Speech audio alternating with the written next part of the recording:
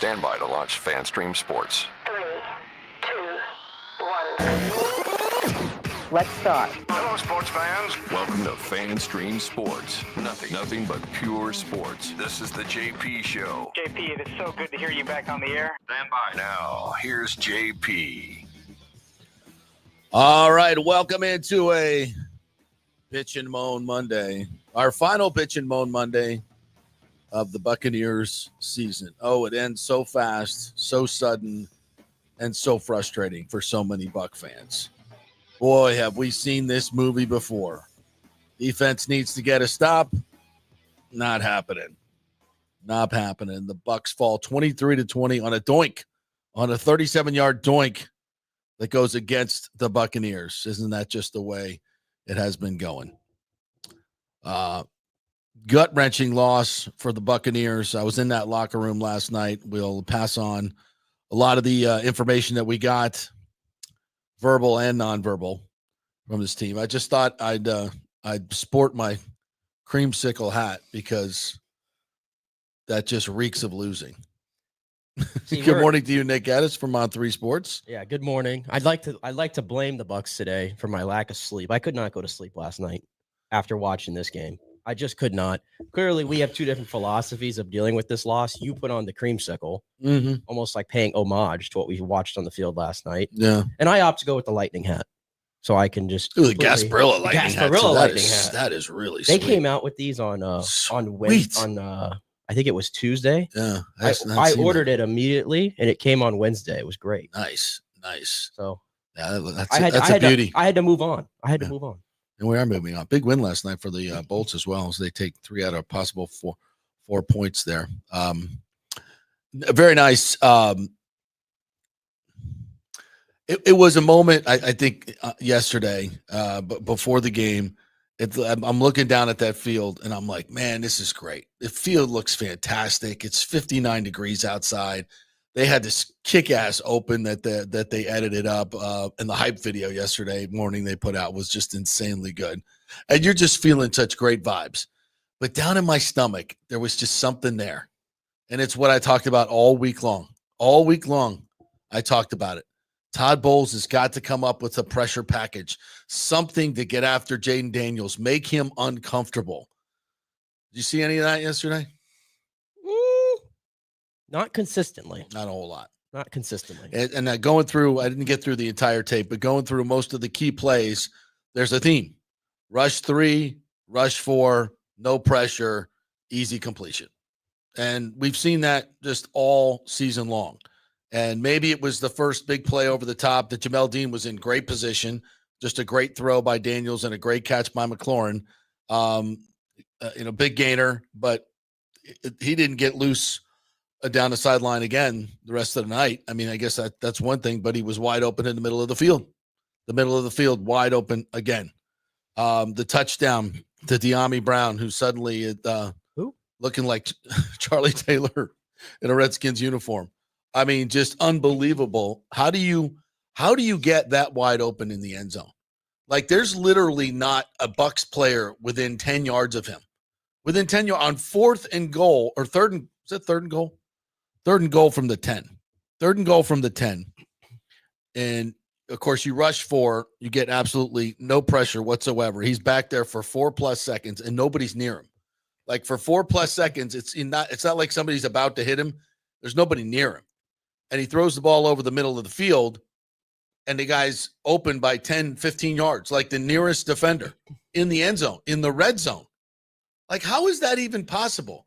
And, of course, on 4th down and goal from the 5, they run about the same play against the same defense, and Terry McLaurin toasts Josh Hayes, who was, I don't know if he was in man or zone, but it was certainly his guy in his zone. Couldn't have been easier. Hey, Terry, go 7 steps to the back, go across the back of the end zone, I'll throw it to you. Like, that's your touchdown play because it works. So, I mean, it's we just got to coach it better. We got to play it better. That's just what we got to do. And we're 6 years in, we never stop trying to coach it, Coach it better. We just got to coach it better. We got to play it better. Yeah. That's all there is to it. Oh my God. We're going to go through all this here in a little bit. But just overarching, for me, I look at this team and the players and the roster, and I say, yeah, division championships, you're out in the playoffs. The Buccaneers brass, the Glazers said they wanted to see progress. Is this progress? Is 10 wins in a regular season progress, and then going out in the first round against, a team that I think you're better than? I think you're better than the Commanders. I think your roster is better. Jaden Daniels obviously is a hell of a quarterback, but so is Baker Mayfield. Baker Mayfield had better numbers than Jaden Daniels for most of the season. But I understand Jaden Daniels is a special talent. No question about it. He's going to be one of the best. But you just play into his hands when you don't get after him. And it's a defense that doesn't have any real physicality to it. It's a defense that just looks soft. You gave up 8 of 15 third down plays and 3 of 5 fourth down plays. Why did they go for it on fourth down? Because they had such confidence against this horrible defense that they had matchups they were going to exploit and get the plays. And they did in big situations for touchdowns. In a 23-20 game, those fourth down calls matter a lot. And 2 of them turned into touchdowns. One of them was the touchdown. And he's even on that play, Daniels doesn't even throw that good a ball. And I don't know what the hell Josh Hayes is doing. I don't know what the hell Antoine Winfield's doing. Sitting there in the front, not recognizing that right behind him, here comes their number one receiver. It's just, it seems like a complete lack of awareness when they play zone to match up with anybody. There was a third and 6 on that last drive. And you're watching, they rush 3. And then right behind the rush, it's Deion Jones and I think Logan Hall spying on Jaden Daniels. But behind them is this huge gap over the middle, leaving, it wide open. Either rush the passer with 5. There's 2 guys just sitting in the middle of no man's land, and it's an easy completion over the middle to De'Ami Brown again. I mean, if I'm Cliff Kingsbury, I'm like, this is so easy to attack. And that's it's so predictable. That's my thing.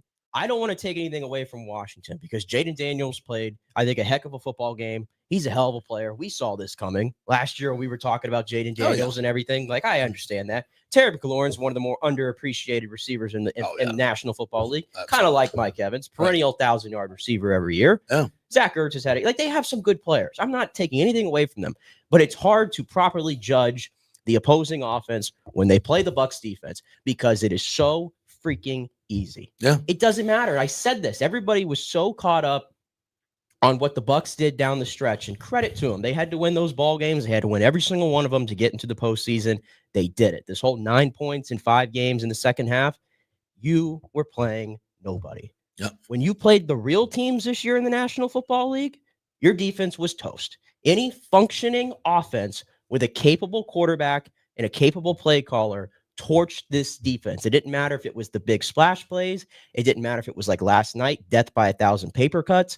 Whatever it was, your defense all year, 0 answers. They finished the season 29th in pass defense in a passing league. It's not good enough for a defensive head coach. How many interceptions on the year? 7 interceptions. Awful. Just awful. And Deion Jones threw it right to him down on the goal line. Dropped it. At least he came from the Falcons. And he didn't play one regular season snap all year. So yeah. Well, and that's what they're down to. That's your best option at the other linebacker position. And we'll talk a little bit later on about what this team needs to do to get better. But I want to just zero in on a bunch of different plays that made the difference in this particular game. Yes, the fourth downs were a big part of it. But once again, the Bucs try to answer offensively. They're going down the field.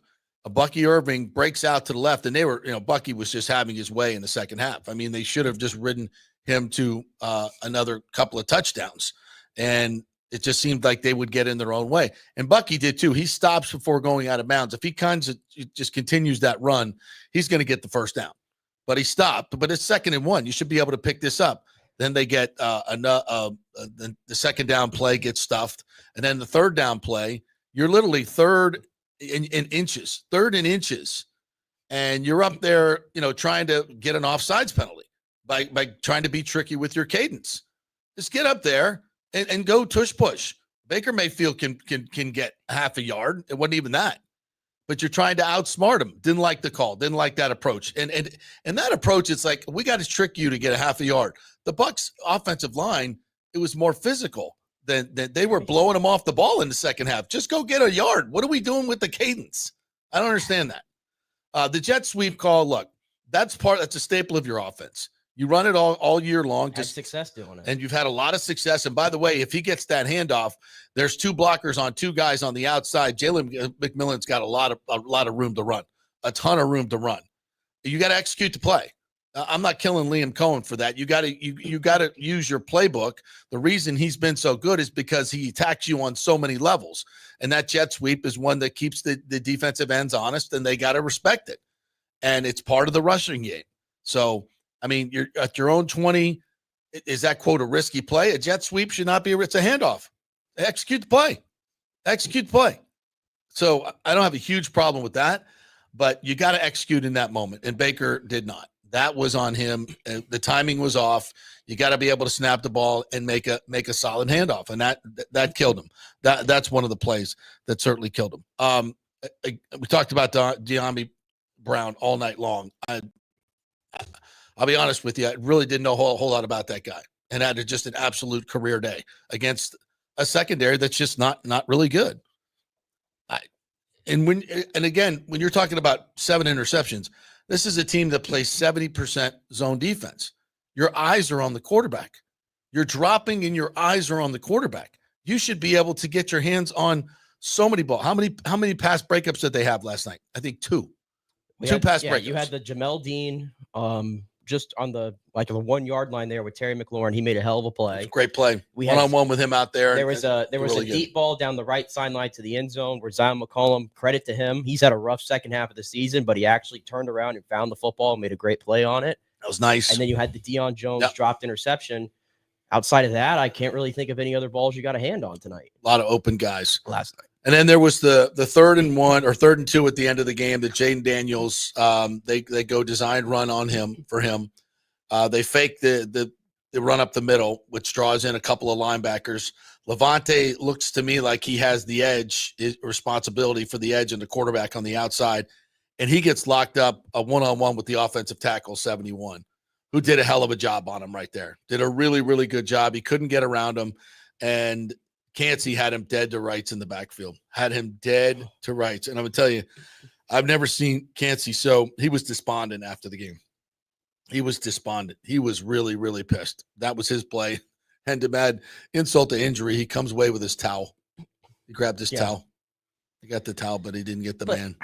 I understand. It's like, but I can't blame Kalijah Cansey in that moment. I mean, it's Jaden Daniels. Right. Like he is obviously one of the better quarterbacks at doing this type of stuff in the National Football League as a rookie. He's very dynamic.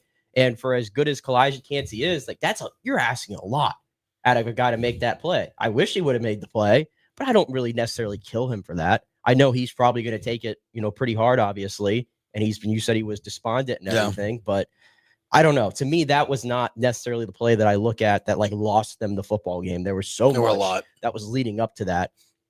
And, unfortunately the playoffs, small margin of error. And the turnover, the Bucs offense had started to, they were rolling. Yeah, they were. I mean, the only thing that got in the way of the Bucs offense last night was the Bucs. And that was largely the story of the season for the Bucs, unfortunately. It was just them getting in their own way, the fumble at the worst time, because outside of that, and then the 3 plays at the end there on the last drive, I mean, Baker was 15 for 18. He only threw 18 passes last night. They only had 44 plays. They only had 44 Time plays. of possession minus 11. Yeah. And if you can't get off the people say, well, 23 points, the defense played well. No, it didn't. No, it didn't. No, you allow a plus 11 in time of possession, 17 play drives, key defensive mistakes and penalties at key times. Zion McCollum with a holding call on 3rd and long. Sack was taken away because of a pass interference. And Zion just grabbed McLaurin around the waist with 2 hands in the open field. They're not going to miss that. You got to be better than that. Disguise it a little bit better. And so my point with that is everybody was going after the offense last night for the mistakes. And like we just mentioned, the big 2 ones. I mean, Jalen McMillan dropped a wide open first down on the first drive of the game. Probably cost them 3 points right there. Were there. some penalties that were called, maybe a little questionable, like the hold on Tristan Wirfs to me was not a hold whatsoever. That was not a hold. So there was, I think the refs were just very flag happy in general last night, to be honest. But everybody wanted to blame the offense, and it's like they were barely on the field. I think they had 7 drives total. In the 7 possessions. They had 7 possessions. They had 7 possessions. They had 3 in the They second only half. punted once.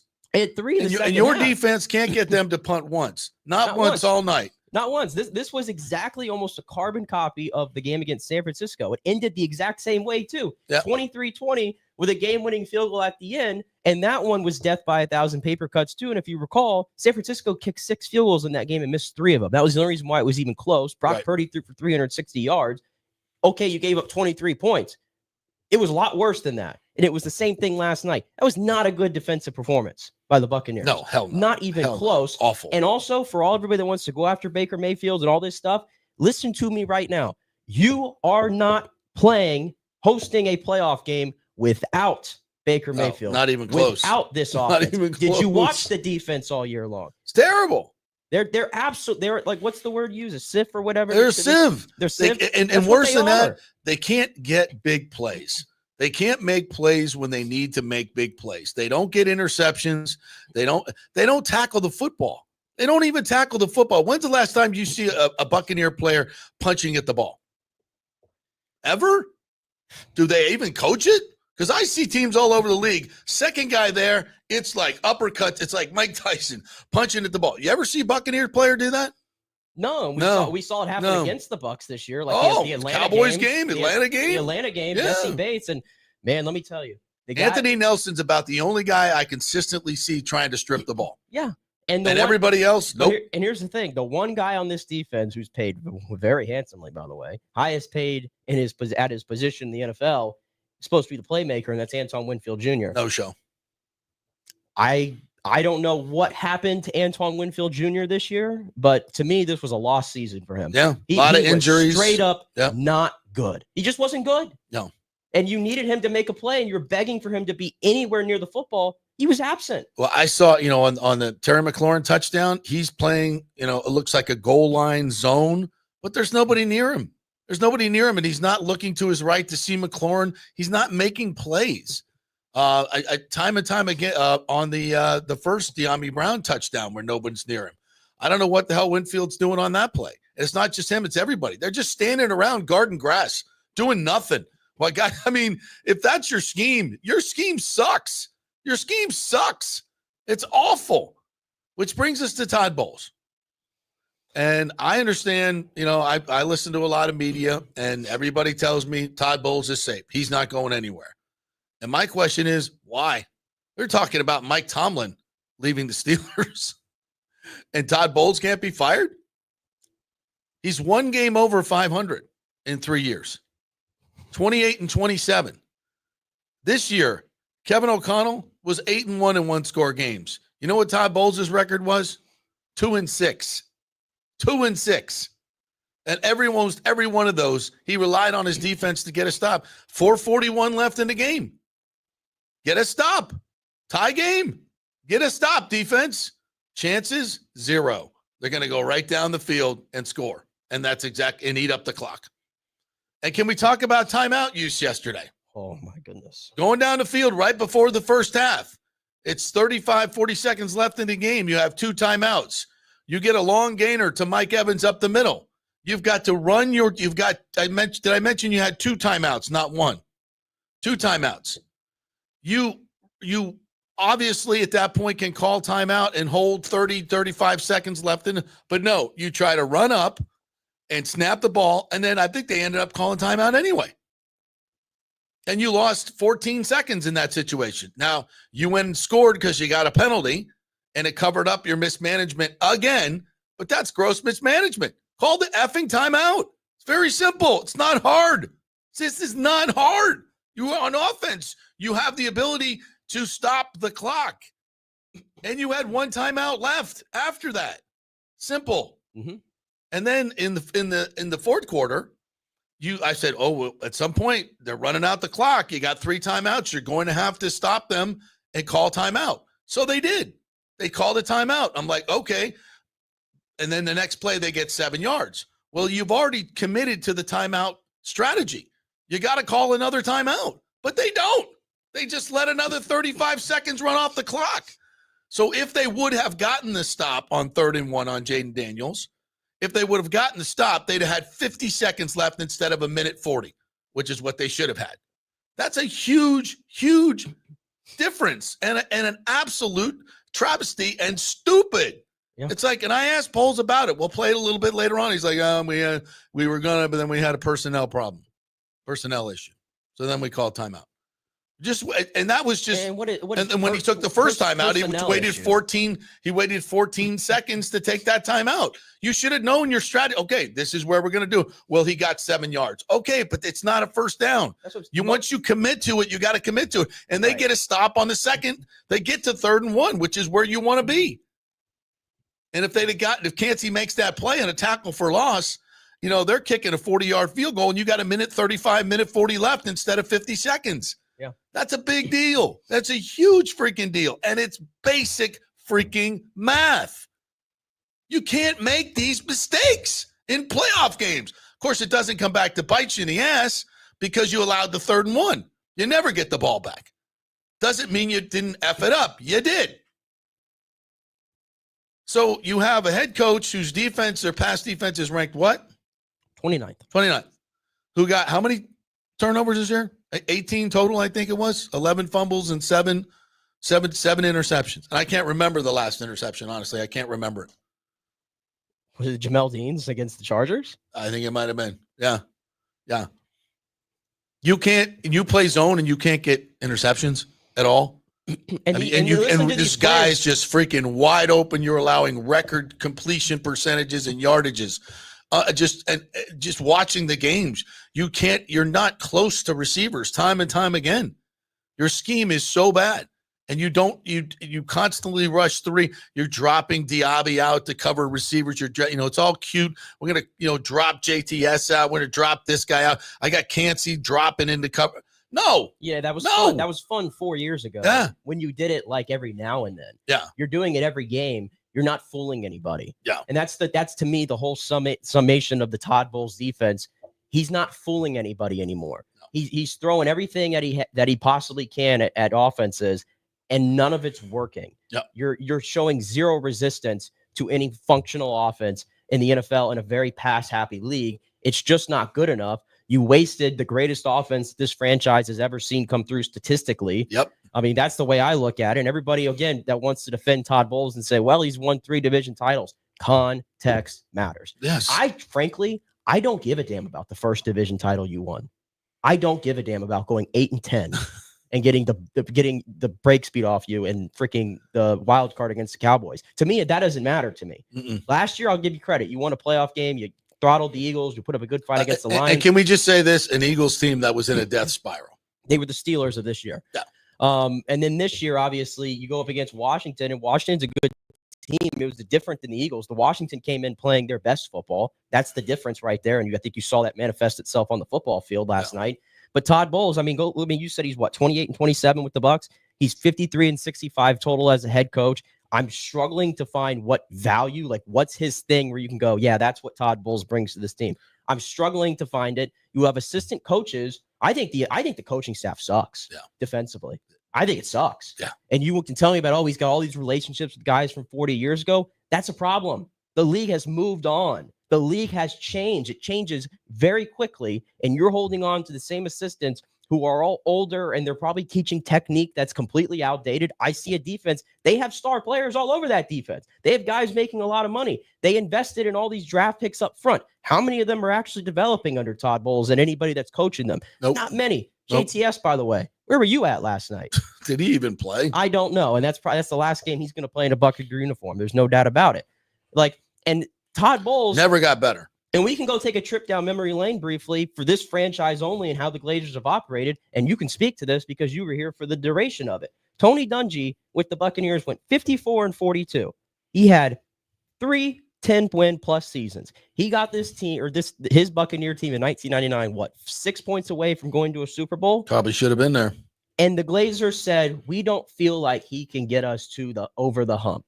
we're going to let him go and we're going to go make a big move and we're going to go get John Gruden. John Gruden wins a Super Bowl, leads you to 3 division titles, and guess what? He was fired 17 days after the 2008 season ended. 17 days after, because they said it's not working. We need to make a change. That is what the Buccaneers have done. That's the Glazers' history right there. Yeah. So for you to just tell me that this is not on the table whatsoever and you should just stop talking about it, he's going to be the head coach, you don't know that for sure. What the Glazers said, they wanted to see progress. Where was progress? I didn't see it. I saw outside on offense. I saw a lot of offensive and progress. That had nothing to do with Todd Bowles. That's right. Nothing to do with Todd Bowles whatsoever. So you sell me the argument of why he should stay, because I can build a hell of a case for why he should not. Yeah. And part of the reason that they dismissed Tony Dungy was a lack of juice. Like this team needed a boost. It needed to hear something different. And none of this is against, Tony did a hell of a job of building that team. No question about it. But he struggled offensively to get that part of it right. John Gruden came in, changed that, and brought some juice to Ronnie will tell you that. Tony built this team, built the culture, all of that. But it was that juice that Gruden brought in. And it was perfectly timed. Yeah. And this team really feels like it needs some juice at the top. It needs some juice. And listen, and let's bring up Liam Coleman. Did he have the best game yesterday? There were a couple calls I thought, bringing Vita Vea in and then running him out into the flat. No. But here's the thing. I didn't like that. The offense has to be perfect in a game like last night. Exactly. And that's not reality. Yeah. We're talking about, one fumble was a big one. And then one play where you screwed up the snap. And I think that was a little cute. Just line up and run the ball and get it. But other than that, I thought the offense had some good moments. I mean, obviously Mike had the touchdown on the slant. I thought Mike was fantastic. At one point, he was 6 for 6 on targets against Lattimore, 84 yards and a touchdown. And then he kind of disappeared in the second half.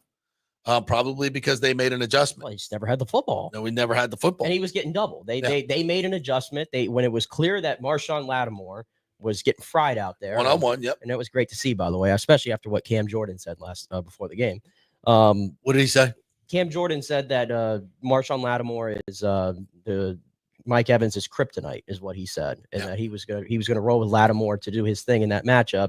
That did not happen. Mike, I think he caught all 6. He had 6 of his 7 catches were against Lattimore. The touchdown, the pass interference penalty, he owned Marshawn Lattimore last night. And Dan Quinn made an adjustment. He put Lattimore on McMillan, and they started doubling Mike Evans. And then the Bucs never really had the football in the second half. So yeah, Mike didn't really play a role necessarily. But I thought Baker was playing tremendously well. He was accurate. He was precise. There was zip on. There was velocity. Mm-hmm. He was a little happy feet in the pocket early, but I think he settled down eventually. And I thought he played a really good game. It's just unfortunate that they had the errors that they had. And when you have a defense like you have, that's not going to help you whatsoever. That's the difference in the football game. And so that makes it easy for people to point at the offense. But again, you're not here without them. Yeah. You're not here without them. They punted once. They punted one time. Yeah. And yeah, when you talk about in total, who should be the next head coach, and we just had that question, it comes down to this. Is Liam Cohen getting a job? Is he getting the Jags job? Is he getting another job? Because I heard Adam Schefter say yesterday, he mentioned him as the number 2 offensive guy that people are looking at. Ben Johnson being number 1 and him being number 2. Yeah, and for what it's worth, I mean, that's coming from Adam Schefter and the league chat. For what it's worth, he's only had the one interview request, right, I believe, and it's with Jacksonville. Right. And now the Patriots have hired Vrabel. Right. So there's still 5 other openings. Yeah, including the Saints, by the way. Mm-hmm. And if I'm the Saints, who am I targeting? Liam Cohen. You take him away from the Bucs and put him on your team. That's a huge get. A la Panthers and Canales. It's a huge get. If I'm the Saints, I don't know what they're looking at, who they're targeting, but if I were them, that's who I'd be targeting. And the Raiders, who are they? They're going to get a new GM and offensive coordinator.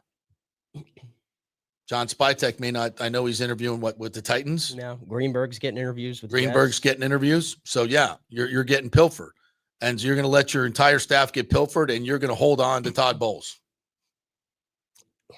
Does that even sound right to you? And again, I love Todd. All my disclaimers, super respect for the guy. but he's not bringing a motivational fire to this team a la Mike Tomlin, who, by the way, evidently may want to leave. Anybody want to trade Todd Bowles for Mike Tomlin? I don't. I'll just say it right now. I You don't. say no. Mike Tomlin to me should have been let go long ago. Wow. Long ago with Pittsburgh. That's a story for another day.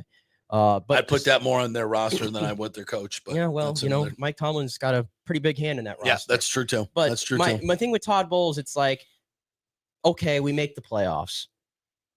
I don't know where you're at with this on this. I don't know where Bucs fans are at on this. I know we had a 13-year drought without postseason football. And so now every time we make the playoffs, that's great. That should not factor into this at all. But this is my thing. I watched this team win a Super Bowl. I watched them get very close to getting to another one. In my mind, the standards have raised.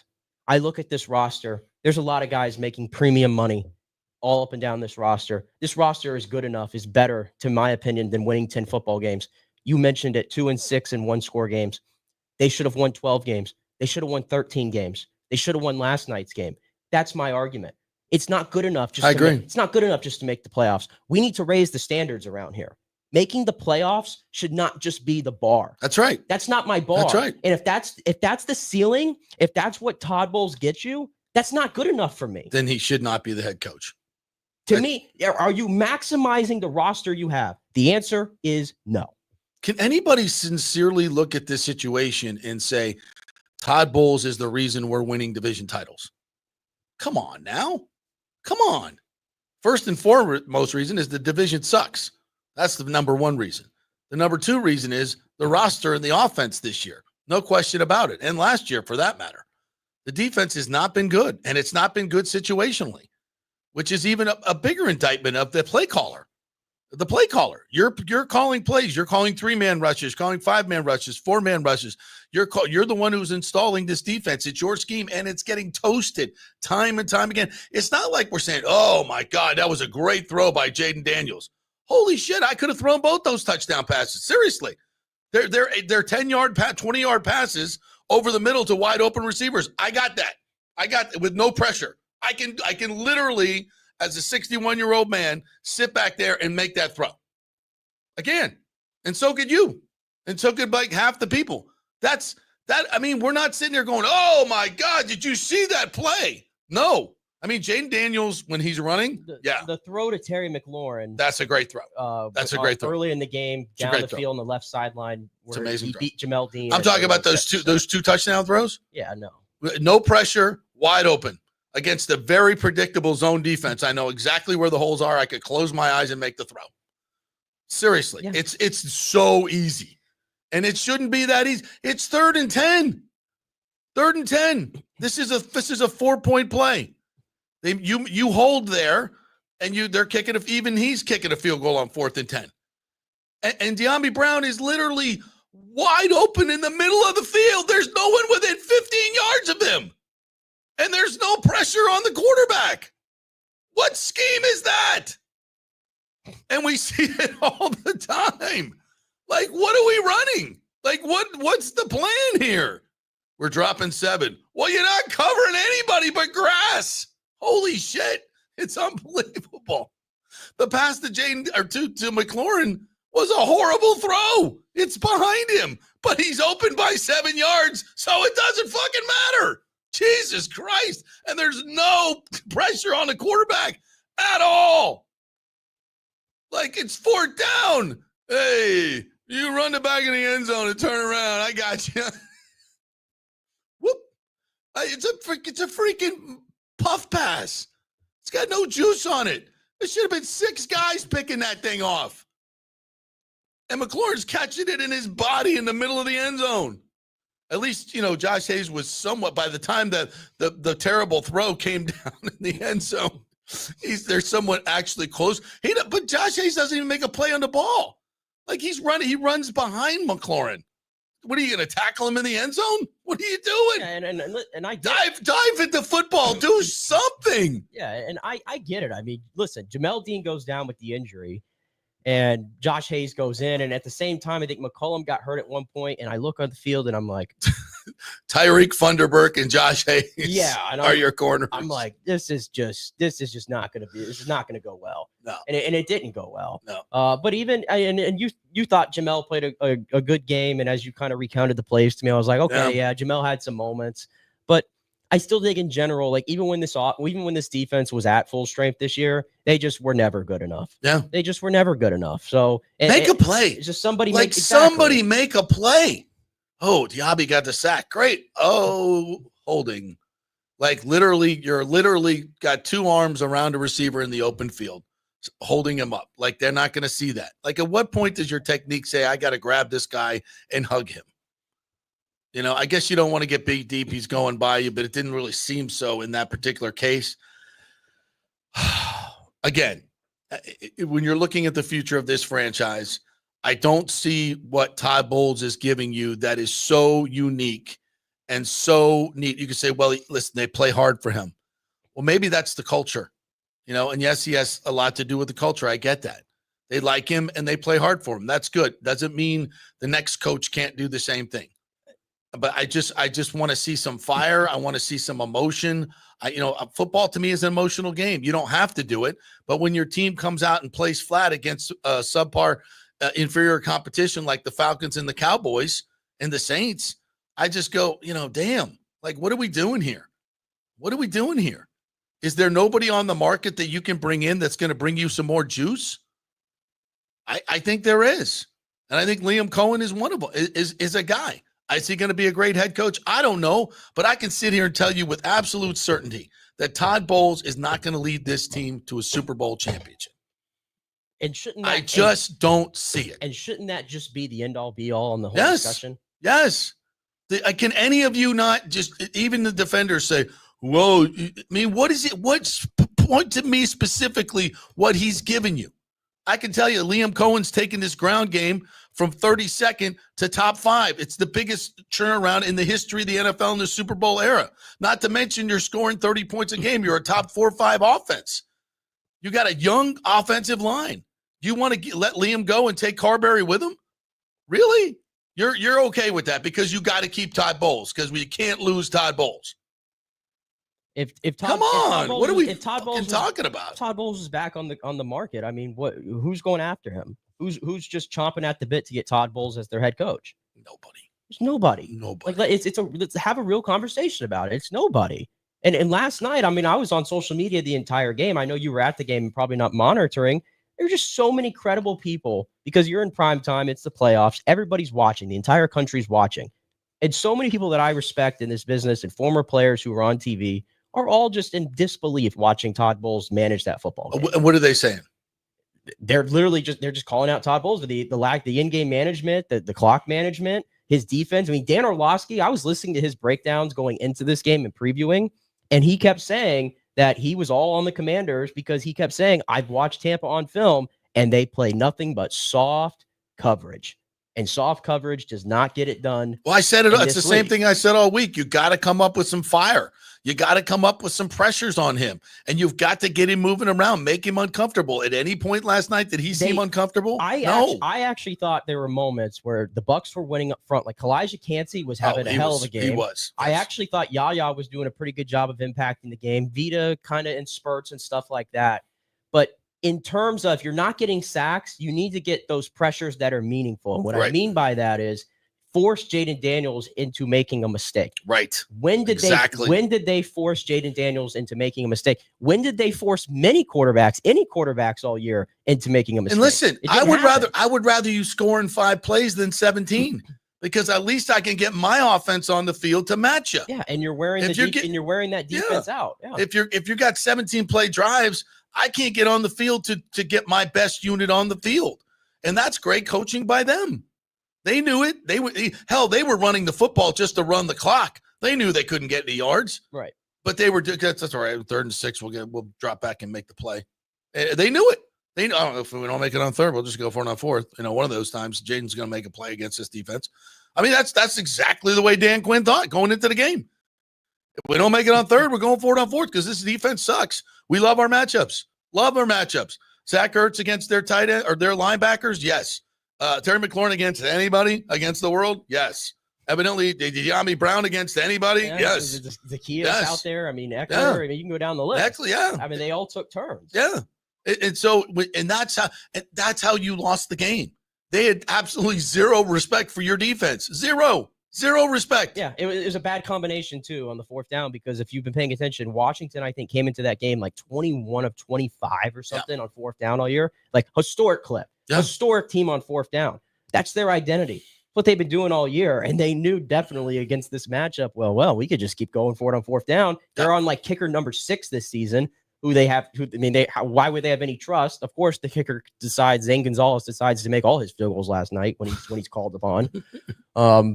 Such is a Bucs life. But yeah, man, we just went 40 minutes breaking this down. It's almost therapeutic for me at this point. Yeah, it's very cathartic. Just to get it out, but it's very frustrating. It's just very frustrating. Like driving in today, like into Tampa, like I feel like I'm at the scene of the crime of what took place last night. Mm-hmm. I mean, the way the game started, like you said, with the red end zones and the flags, it seemed like beautiful. It seemed like a very vibrant night at Raymond James. Yeah. And then to go out that way, I can't imagine like losing a playoff game like in that heartbreaking of a fashion. Like all the other teams got blown out, and it is what it is. But losing a game like that sucks. It sucks. And the fact that it was the same old stuff too. Yeah. The same old stuff that really bothers you. All right, we'll take a break here, and we'll come back and get into all the comments. I really appreciate you guys jumping in. I've been reading them along the way. It is your turn to speak out. We will get to the comments next. We are brought to you by the Jeeves Law Group, JEEVES lawgroup.com. They are local, they are trusted, and they get results. We are in the Jeeves Law Group studio. We love it here in beautiful South Tampa. And if you've been involved in an accident, your first call is to the Jeeves Law Group, no doubt about it.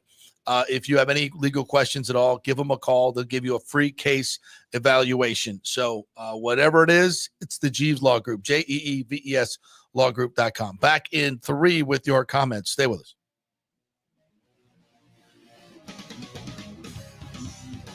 Ciao, Paolo Tini here, owner of Caffè Paradiso, voted number 3 People's Choice Award on Open Table. I want to thank all our loyal family of customers that have been enjoying our great traditional Italian dishes we make from scratch every day. It's a great family story we're proud of. Our family moved from Rimini, Italy in 1984. My dad, Caesar, started Donatello, and that's where I got the start in the restaurant business. I started Caffè Paradiso on South McDill in 1995, and we've been there ever since. From our traditional ossobuco, a veal slow roast for 4 hours, to our daily fresh catch, the Gruppo Paradiso, with a piccata sauce and lobster claw meat, homemade pasta like lasagna, farfalle salchicha, which is a bow tie pasta homemade with fresh sausage. Hold on a minute, JP's favorite. I love it. So come and have a glass of wine with me on South McDill. Get a reservation on Open Table and see all our 5-star reviews. Ciao, see you soon at Paradiso.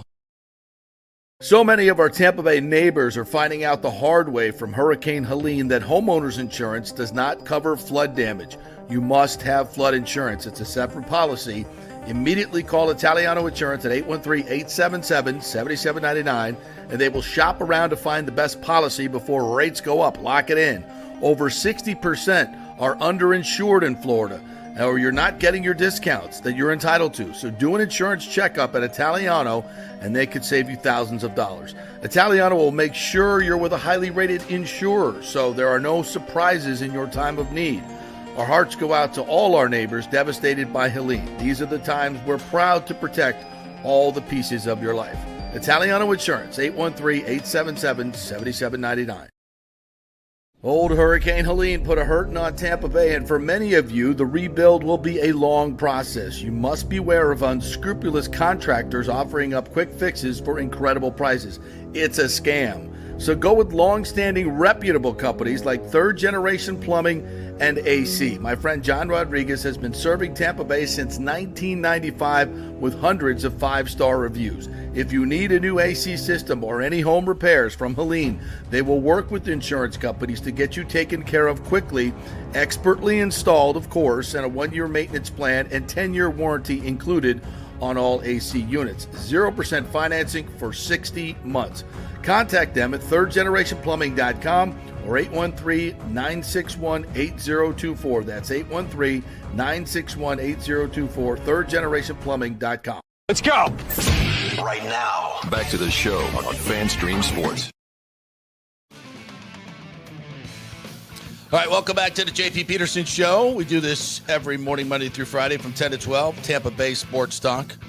Yes, it is officially the football offseason for the Bucs anyway, but that's going to be a lot of interesting things happening this week. And we will see if Todd Bowles does indeed survive and what the future is here for Tampa Bay. You can always comment on Facebook, on YouTube.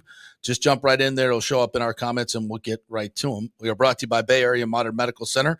Chris Lugo, now featuring his concierge service. Folks, insurance companies don't give a rat's ass about you. They're just trying to get you in and get you out, give you a script that's probably just going to mask your symptoms. If you want to lead a truly healthy life and have someone advocate for your health, it's Chris Lugo, PA, and the concierge service. More affordable than you think. It's great to have Chris be able to text him. Yesterday, I'm trying to get some medications. Texted him. He texted me right back. Sent him over to the pharmacist. Went and picked him up. Bada bing, bada boom, done. And it's great to have someone like that. And you don't have to go schedule an appointment. Go into the office where you're probably going to pick up more germs, right? You don't want to do that. So get that concierge medicine. Go to BAMMC.com and get your free consultation. They'll tell you what it's all about. All right. Should we get to the comments here? Let's do it because there's a lot to go through here. Bucs Basement was up early. We appreciate him. He called in last night to our post-game show.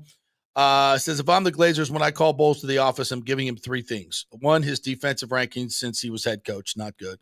His record in one-score games, 2-6 this year, and a list of DCs to hire. Yeah, I would go with that right there. Speaking of head coaches, Dan Quinn got a second shot, and I was with him in Atlanta for 1 year. And one thing about Dan Quinn, you may not like the backwards hats, you may not like a lot of stuff about him. You know what I love about him? He's an authentic dude, and he brings a lot of fire and emotion. And I can guarantee you this: if his team's playoff destiny was on the line on a Sunday night football game, he wouldn't be sleeping. Bucs maybe said, I'm sorry, but it's truly a no-brainer what needs to happen. The only question is, do the Glazers have the balls to ignore the bad optics of firing a head coach that won 3 titles in the worst division? There have been a couple comments like that. James said the same thing. And down here, if I could get to that, it's on the same. Basically, talking about the optics. And my feeling is this. There's nobody in the NFL that has a better track record of hiring black coaches than the Buccaneers. They've hired 4, correct, which is more than I think than any other franchise. I do not think this is. I don't think they have to worry about it, nor should they. And when you hear Marcus Freeman, the comments that he's made over the last few weeks, these coaches don't want to be known as black coaches. They want to be known as coaches. It's almost it's an insult to them, to be quite honest. And infer something I'm that. pretty sure Bowles even said that 2 years ago. Yes, when he addressed it. Yes, when he was lectured by the media or someone in the media about it, please. And that's exactly it. And that's how they feel. And I don't blame them. So I don't think these optics arguments are correct at all. Yeah. It doesn't even cross my mind when I'm putting out my criticism of Todd Bowles as a head coach. And it's nothing to do with and we've always put the disclaimer that as a man and everything, Todd Bowles is awesome. And I don't I hope my daughter marries a man like Todd Bowles. And I feel like you probably would agree with this too. Sometimes when we're in this sort of line of work, we have to call it like we see it. Yeah. I don't think any of us enjoy having to say this guy should be fired and this guy should be this. But I hate it. I mean, I don't think anybody takes joy in that necessarily. No. We call it like we see it. And like I said, I have standards for this football team and where I think they can be. I don't think they're meeting them under Todd Bowles. I don't think they're ever going to meet them under Todd Bowles. That's the way I feel about it. And if that's the case, then why continue to just be stuck in this neutral that I feel like they're sort of in right now? Yeah, I agree wholeheartedly. KR says, good morning, JP and crew. I have to say that game stings and will definitely need a change at defensive play caller because the defense is not cutting it. Also, terrible play call by Coach Cohen on that jet sweep. I hear a lot of people saying that. If it's part of your game plan, I don't, jet sweep is not an exotic play. It's a handoff. Right. It's not an exotic play. I don't think it's not like it's a throwback lateral. It's not an exotic play. Yeah. Now, is it something, does Jaden Daniels take a lot of handoffs? They practice it a lot. They've done it a lot this year, not just him, but others. It's you got to make the play. When you fumble it, it looks bad. There's no question about it. But if he gets that ball, he's probably got a 20-yard gain. Everybody's saying, oh, it's a great call. It's a great call. You got to execute it. I don't think it's any more risky than a down the field pass or anything else. Probably less risky. Yeah, and we put the disclaimer again on Liam Cohen. Like last night was not. If you're looking for a head coach and you're watching Liam Cohen last night, you're scouting him. You're probably not going to come away going, "Wow, that was a masterfully, called game." That was not one of Liam Cohen's best. I feel like Liam would probably tell you that. I was going to ask you, what do you think? Because I know they only had 44 plays in the 7 possessions, like we mentioned. 25 runs to 18 passes. They ran the ball better in the second half. It seemed like they were trying to establish it almost to a detriment in the first half. And as I mentioned, like the ball hardly hit the ground all night for Baker. Yeah. If anything, I think I would have leaned on him a little bit more last night, maybe than 25 runs. But again, I'm nitpicking here on that. I think you are. It's not. The Commanders' defense isn't great. But the numbers told you that they could not stop the run. Exactly. The Bucs have a top 5 run offense in football. So, it's hard. I guess it's really hard to go after him at that. But I just felt Baker was so locked in tonight, and it's a shame they only got 18 passes. But that's the way the game went. But they scored 4 times, 2 field goals, 2 touchdowns, right? On 4 times on 7 possessions. Yep, that's not terrible. It's not terrible. It wasn't good enough, but it's not terrible. KR also says Coach Bowles needs to really someone with clock management skills to be on his staff because Coach Quinn took advantage and gambled and won outright. He got outcoached. He got out-strategized. Again, there's no question about that. Dan Quinn won the night. Cliff Kingsbury won the night. There's no question about it. Bucs Basement says fireable offense from Bowles is allowing the Commanders not to punt even once. And furthermore, every time Commanders went for it on 4th because they knew Bowles' defense is soft, just like the head coach. Agreed. Yeezy says people saying this loss isn't on Bowles. Okay, I can buy it, but can he win a game? Damn it. Yeah. Can his defense only allow 10 points in a game, or is that not allowed? Thank you. Did you see or come up with a stop? Up with a stop. Way, 23 points maybe is not a lot, but again, let's add context to this. The other playoff games that have been played so far, let's go through them. Texans and Chargers. The Chargers scored 12 points. Texans allowed 12. The Ravens allowed not a great defense. The Ravens allowed 14. The Eagles allowed 10. The Bucs allowed 23. We're talking a 2-possession difference here in points given up in the playoffs. Like the Eagles only scored 22 points, and they were able to get it done. At some point, your defense needs to rise up and hold a team to under 20 points. Last night was the night you needed to do it. Yeah. And you had plenty of opportunities. And you're incapable of it. Yeah. Mike Holcomb says, so much for home field advantage. The Bucs lost 4 at home last year, and they lost 5 at home this year. On to the draft with all defensive players, hopefully. Yeah. I thought the crowd was great last night. It was really, really loud in spots. But there were some times when Baker Mayfield was holding his ears because their Washington fans were making a lot of noise. Yeah, and I heard there was an MVP chant that broke out at the end for Jaden. But at that point, the Bucs fans were basically like they knew it was over. So yeah. More right. Rudder, good morning to you. Said, I feel like the defense didn't play too bad. Then you look at the stat sheet, 0 punts for the Redskins. Yeah, absolutely, man. That's it. They had 8 possessions, and they scored, 6 times? 5 times. But they never punted. Yeah, we got 2 4th down stops. So yeah, 5 scores. 5 scores. Yeah. So that's you gotta make them punt, and you got no turnovers. You got no turnovers, and you never made them punt. Yeah. You can't win games that way. No, you cannot win games because you get 7 possessions. That's it. 44 plays. That's all you got. And your offense is the reason you win games, and they kept your offense off the field. Yeah. Masterful. But I will say this, because a lot of guys defensively did not exactly show up yesterday.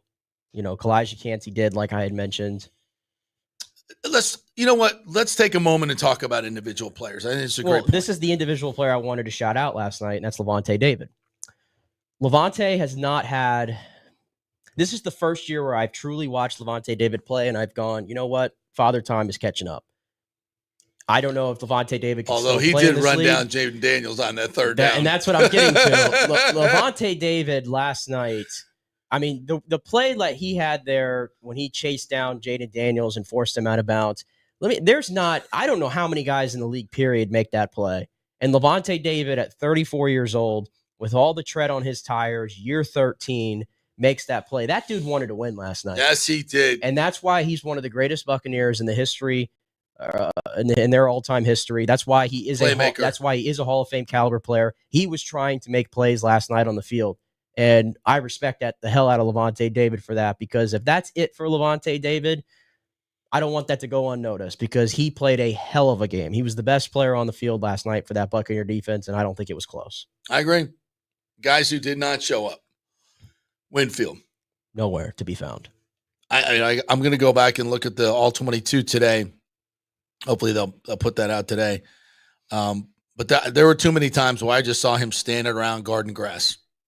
You got to get him involved. Did you see him blitz once last night? No, and there was once where he's a hell of a blitzer. There was one time where they threw like a little out route, probably like a 2-yard little out route to Zacchaeus, and it was he turned around and Winfield's probably 3 yards in front of him, one-on-one. Go make the tackle, man. You're Antoine freaking Winfield Jr. You're an all-pro caliber safety. You're the highest paid safety in NFL history, man. And Antoine Winfield just sort of stood there and acted like he didn't know what he wanted to do. Wow. And Zacchaeus gets 9 yards instead of getting stuffed for 3. Yeah. I don't know what, I just don't know what in the world Antoine Winfield was doing this year. I don't know. It's so odd. Well, to me, when you get a big payday, it changes you. It can't help but change you. It just, you work so hard. And, you remember Antoine Winfield and his wife or his girlfriend, pardon me if I don't know which, it was like, you want to be the highest paid safety. That was the goal. I hate hearing anybody have a goal that's monetary. And especially when you're talking about football. I guess that means that you're playing so well that you're getting richly rewarded. So that's okay. But, and he's also talking about winning Super Bowls and those things. I never thought that would be a problem for Antoine Winfield Jr. He is self-motivated. He's a hell of a player. He's all about ball. He's the quintessential player. So I didn't think that the contract would change him one bit. I don't know if it did. I think it was more injuries.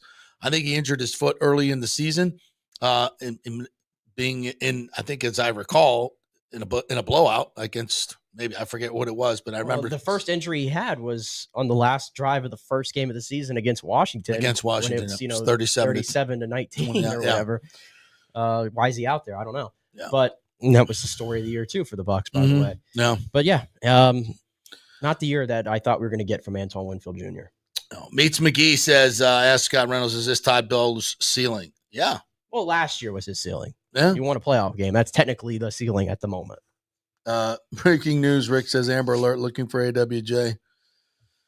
We all are. Time of possession, Washington 35, Bucs 20. It was actually plus 11 minutes last night. I mean, that's just – and it was plus 11 minutes, and they only had 88 yards rushing. Yeah. Think about that. Think how confident they were in executing their passing game in 3rd and 4th down because of the soft defense. Good morning to you, my friend. Nathan Elliott stopped by his tailgate party yesterday. Thanks for the food. It was wonderful. Really good. They got a great setup there, yes. The Muffin Man, Lot 12. Go see him. More Right Rudder says, AWJ really let us down this season, let this team down in a big way. Listen, when you're hurt, man. I've seen too much from this guy to question his drive, to question his talent, to question his ability. To me, it was injury related. The dude just couldn't play and didn't have the burst. I have to go by my historical analysis of the player. He's a hell of a player. He wasn't this year. He was injured. Sometimes when there are injuries where guys shouldn't be playing, but they're so good that you want to try to get them out there, and they want to be out there. What else were you going to put out there? I mean, right. Ryan Neal? Right. Mm-hmm. Bucs second half D gave up 13 points, no turnovers, 0 sacks. Yeah, it ain't good enough. JTS buying Daniels. Did JTS make any plays? I do not remember any. No, he made nothing. Yeah, and like I JTS to me, like Todd Bowles before the season said that, we view him as this like ultimate. Didn't he say like chess piece? Ultimate chess piece on the defense. And the way I looked at it is, I almost feel like he almost stunted the growth in year one of Chris Braswell, who we never really saw him turn any sort of corner. I feel like this year, because JTS was like hogging all the snaps and doing absolutely nothing with it. That's a first round pick in JTS that just never developed. That's a second round pick in Chris Braswell, who didn't really show much for me in year one. I mean, you can even go to Logan Hall. I know Logan Hall, this was the best we've seen from him, but what is the best we've seen from him? A reserve, defensive lineman? Like, is that what you get for the first pick in the second draft? Like, at some point you have to start asking your questions. Where's the development coming from that edge rusher position and some of these guys? Like, it just hasn't happened over the last few years, and that's on Bowles, and I think it's on the position coaches too. I don't think they're coached well. I don't either. Because they're not improving. No. JTS had one quarterback hit last night and 2 assisted tackles. Baker Mayfield had 1 tackle. So Baker actually had more solo tackles than JTS. Interesting. So did Ryan Miller. There you go. Antoine Winfield had 8 tackles last night to lead the Bucs, along with Levante. Levante was credited with a sack, but I don't remember any other pressures, really. Diaby had a tackle for loss. Zion had a tackle for loss. They had 4 tackles for loss. They had 4 quarterback hits and 3 passes defensed. Yeah, we already called out which ones those were. That's a lot of impact. And I don't know how many snaps JTS had, but I'm guessing it's probably in the 40s to 50s. I mean, it's hard to be out there in an enclosed area that many plays and not be on a score sheet. No, he had it once this year where he had literally nothing. He was not on the score sheet whatsoever. With like 60 snaps. Well, last night he actually only played 42% of the snaps. Yeah. Yes.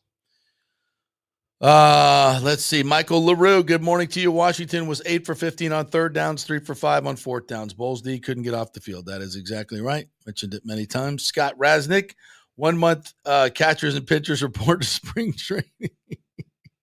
Well, that's all we have, I think, are catchers and pitchers. I don't think we have any other players.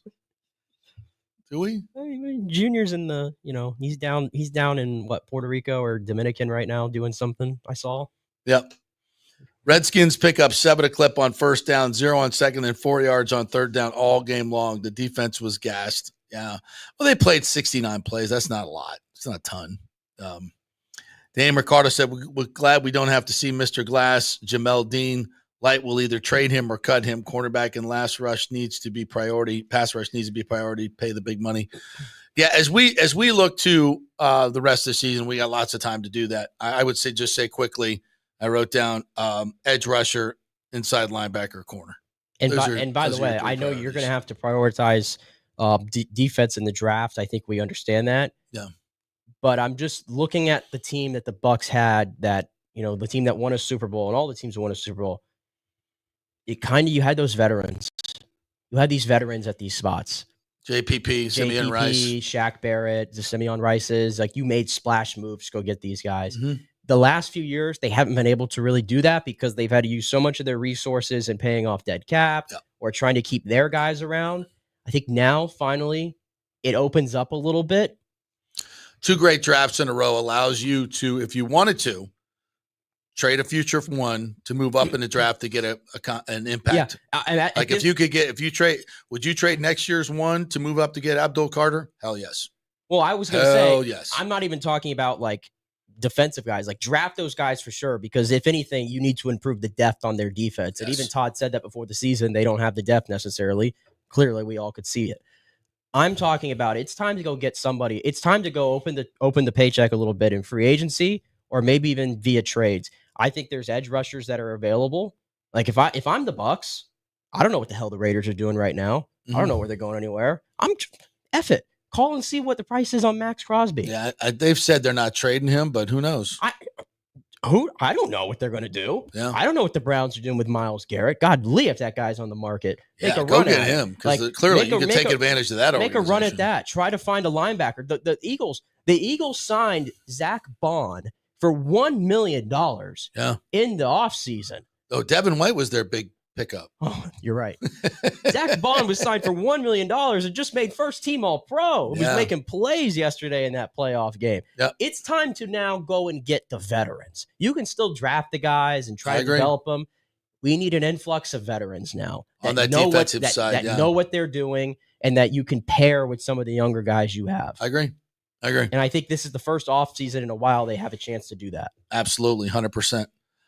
Rick says Liam got too cute at times. Defense couldn't stop a rookie quarterback without a running game. True. I don't think it was Liam's best. And the times that he did call, the two plays that mattered, that third down, mess up with the snap, I just think you just got to bull your head away and just stop trying to trick him with the snap count. Just go get him. And then the jet sweep, I don't want to. It's part of your offense. It's a handoff. It's not that difficult. Jet sweep, maybe for those of you who are not initiated to NFL football and college football, the jet sweep's been around for a while. It's not some exotic play. It's not. It's a freaking handoff. So is that a risky play? No, I don't see it as a risky play at all. You got to execute the damn play. And if he gives him the ball with timing, Wirf's got a great block on the edge, a little bit of penetration, but he's going to get around that. And you got Bucky and Mike Evans 2-on-2 on guys who are 10 yards downfield already. So you get one block there or two blocks there. He might be hitting his head on the goalpost. I don't know. And then you're like, oh, great call. So I'm not gonna crush him for that. Michael says, got that one. James, JP, you're right. Jet sweep was not that bad, but I'm not going to blame Baker. He was good last night. Another big run was Spark needed in the first half. Oh, how about that third and 8 run where he goes 16 yards and bulls over what's his face, the linebacker, Bobby Wagner. That ignited the team. Yes, again. Back-to-back weeks, Baker's scrambling ability ignited the team. Yeah. No, it wasn't the offense's fault. Defense played well, no punch. No, the defense did not play well. Defense was awful. Todd Bowles was outcoached by Dan Quinn, the same guy who lost a Super Bowl up 28-3, says Michael LaRue. Thank you for that history lesson. Absolutely. Although I think you might put that one more on Shanahan than you would on Dan Quinn. Jeff Stutler says, JP, don't think the Bucs have discipline. My opinion is no, and Bowles is accountable, which another radio station is saying, if you think Bowles will be fired, you are crazy. I guess I'm crazy. Yeah, I know, T. Kraz was saying it last night, and I don't mind saying, why do people not like to say names about people they're talking about? Like, I listen to T. Kraz, I listen to Rick Stroud. They've been covering this team for a long time. They're very informed. I don't agree with them. They say that there's no way they're going to be fired. Bowles going to be fired. Based on what? Scott Reynolds. I was listening to his show last night live, and he said he had it at 50-50. I know Scott's very plugged in and everything, and he went through the same history lesson that I gave you today of what the Glazers have historically done. And by the way, the Glazers aren't telling Rick Stroud what they're doing, or T. Kraz or Scott Reynolds. What all of us are doing is looking at history, looking what the Glazers have done. I've spoken with them about all types of things, and I kind of feel like I have a pretty good idea of where their mindset is. And I don't think for 1 second that they're sitting here going, oh, we're not going to touch Todd Bowles. No way. They're absolutely. Yeah. And by the way, if Todd Bowles was not the head coach and he was just the defensive coordinator, he's fired today. Yeah. Because the Buccaneers, in all reality, were the 2024 Cincinnati Bengals with a division crown to show for it. Yeah. The Bengals had one of the best offenses in football, but you know what they had? Maybe the worst defense in football. Yeah. It's the same thing for the Bucs. And guess what? Lou Anarumo paid for it. Fired. That's what happens in this league. Yeah. He was mentioned for head coaching 2 years ago. Last offseason. Jeff Stutler saying what I talked about earlier. We're agreeing, JP. Nobody tries to touch, punch the ball out or create turnovers. You just don't see it. They're not physical in their tackling, most of them. I don't see that. Vita Vea is. He didn't have a big impact last night. I mean, although in the run game he did.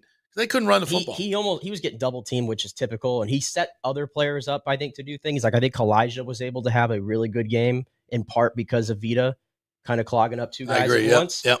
And that's why you drafted Kalijah. That was the whole point, and I think you saw that play out last night. Kalijah, I thought, played a great game. Yeah, played a great game. Sergio Biltre says, we have a top 5 offense now. We need to build a top 5 defense that can create turnovers and not give up the yards. Need a veteran cornerback and edge rusher and free agency. Man, I just need average. But then also draft too. Absolutely. Spot on, Sergio. Sergio also says, Bucs fired Dungy and Gruden. What makes you think Bowles is safe? Exactly. I mean, why? Todd gets a bonus for every time out not used, apparently, says Rick. Yeah, we're going to play the Bowles and the Baker here in just a second and kind of break down some of that stuff. Nathan Elliott says Antoine Winfield Jr. got paid. That hunger has been fed, and he is not putting the work in like he did in 2023. He busted his ass working to make plays and set up a great payday. Nathan, I'm just gonna disagree with you. I really think it was injury related. There's nothing about Antoine Winfield. I've watched this guy play. I've interviewed him. We know his lineage with his father. We know what Rondé Barber thinks of him, and to me, this was an injury related thing. I really believe that. I'm not questioning his character one bit. And what you might see after the injury is maybe a confidence issue because a lot of guys have those injuries and they just don't feel confident in themselves. Then it might just be something like that. It says Todd Bowles' comments on Jane Daniels that went viral should get him fired. Glazers need to be embarrassed. What specific are we talking about? Okay. Is this in the postgame? No, it was at halftime on NBC. He was talking to, I think it's Melissa Stark, I believe is the NBC sideline reporter. And he was asked about like Jaden Daniels, and he kind of like mixed up his words. Like, we have to stop him from going left to right, left. Wait, no, our right. Like, he kind of like got it mixed up and it became this viral clip. But like, who cares? Todd Bowles is not paid to get there and speak to the sideline reporter and give an eloquent response. Nobody ever does. Yeah. I mean, that's just, that's like all he did was mix up his words. Oh, well, come on. Who doesn't do that? And in that situation, first of all, what are we even talking to these guys for? They give you nothing. We get absolutely nothing. You get nothing. It's just so you have access and you stay. And you never, and this is what kills me about these reporters, and Melissa does a great job, unless they've been told not to. Why don't you ask strategical questions about decisions that have been made? Like there's 100 of them. The coaches have made these decisions in the first half. Hey, why did you go for it what made you think on 4th and 3 that you could get that? Dan Quinn, why are you, it's part of your strategy tonight to go for it on 4th down. Why is that? Well, we like our matchups. Whatever's in, just ask him something that's going to get into the mind of the coach or the player that we wouldn't, that you'd want to ask. If you get one question of the coach, what do you want to ask him?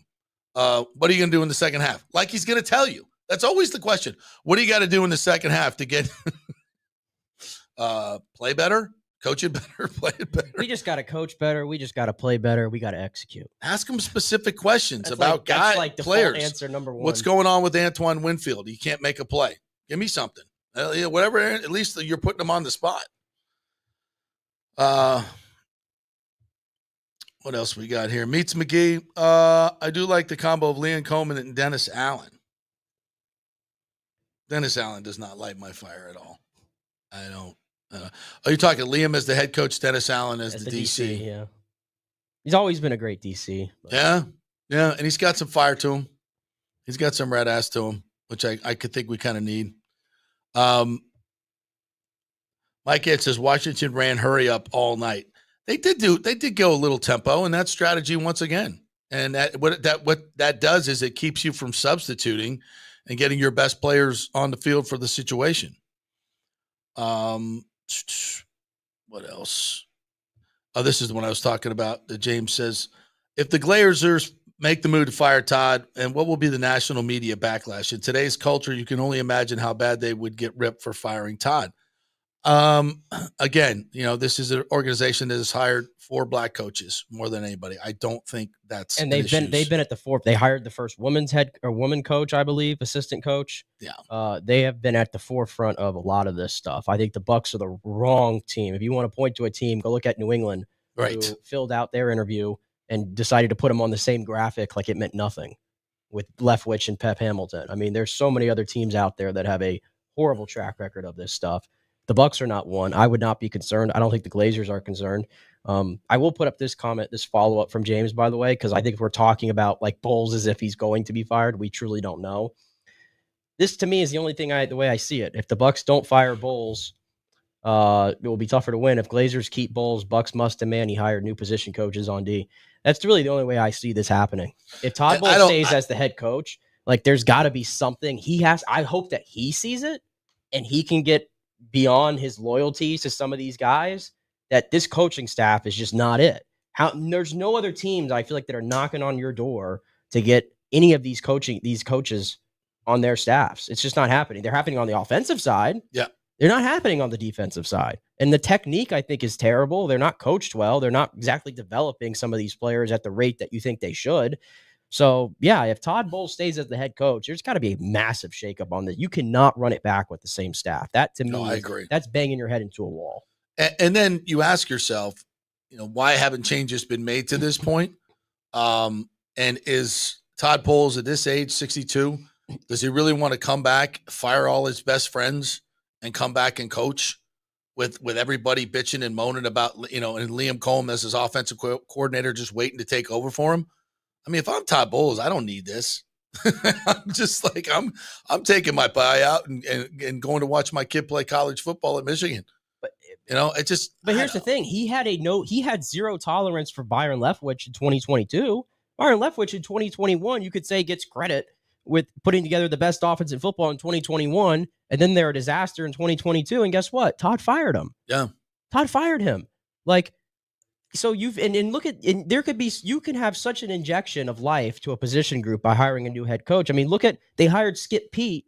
He was the lone holdover on the offensive staff this year. I mean, the running backs had the best years we've seen in Bucs in a long, long time. Yeah. Kevin Carberry, you're going to tell me that him over Joe Gilbert wasn't a substantial upgrade? Jesus. And then, of course, what Liam Cohen did, and the receivers coach whose name escapes me right now, the former Georgia. McLemore. His name escapes me, but he was the former Georgia receiver coach, I believe. Great job. Like, they injected so much on that offensive side, and everything got better. Nothing's getting better defensively. So it's regressing. It's time it's to regressing dramatically, as a matter of fact. Victor's channel says we should have went for it on 4th down on the last drive. The moment we kicked the field goal with the time that was left, I knew we had lost. My first guess was the same thing would have happened. I feel like if you don't get it, the difference is you're down by 3, and I feel like it just ends 2017. Yeah, I agree too. Your defense wasn't going to. I mean, you could make the argument that if you have an offensive head coach, he knows his defense can't hold, he goes for it. But I think the right call there was to kick it, to be quite honest.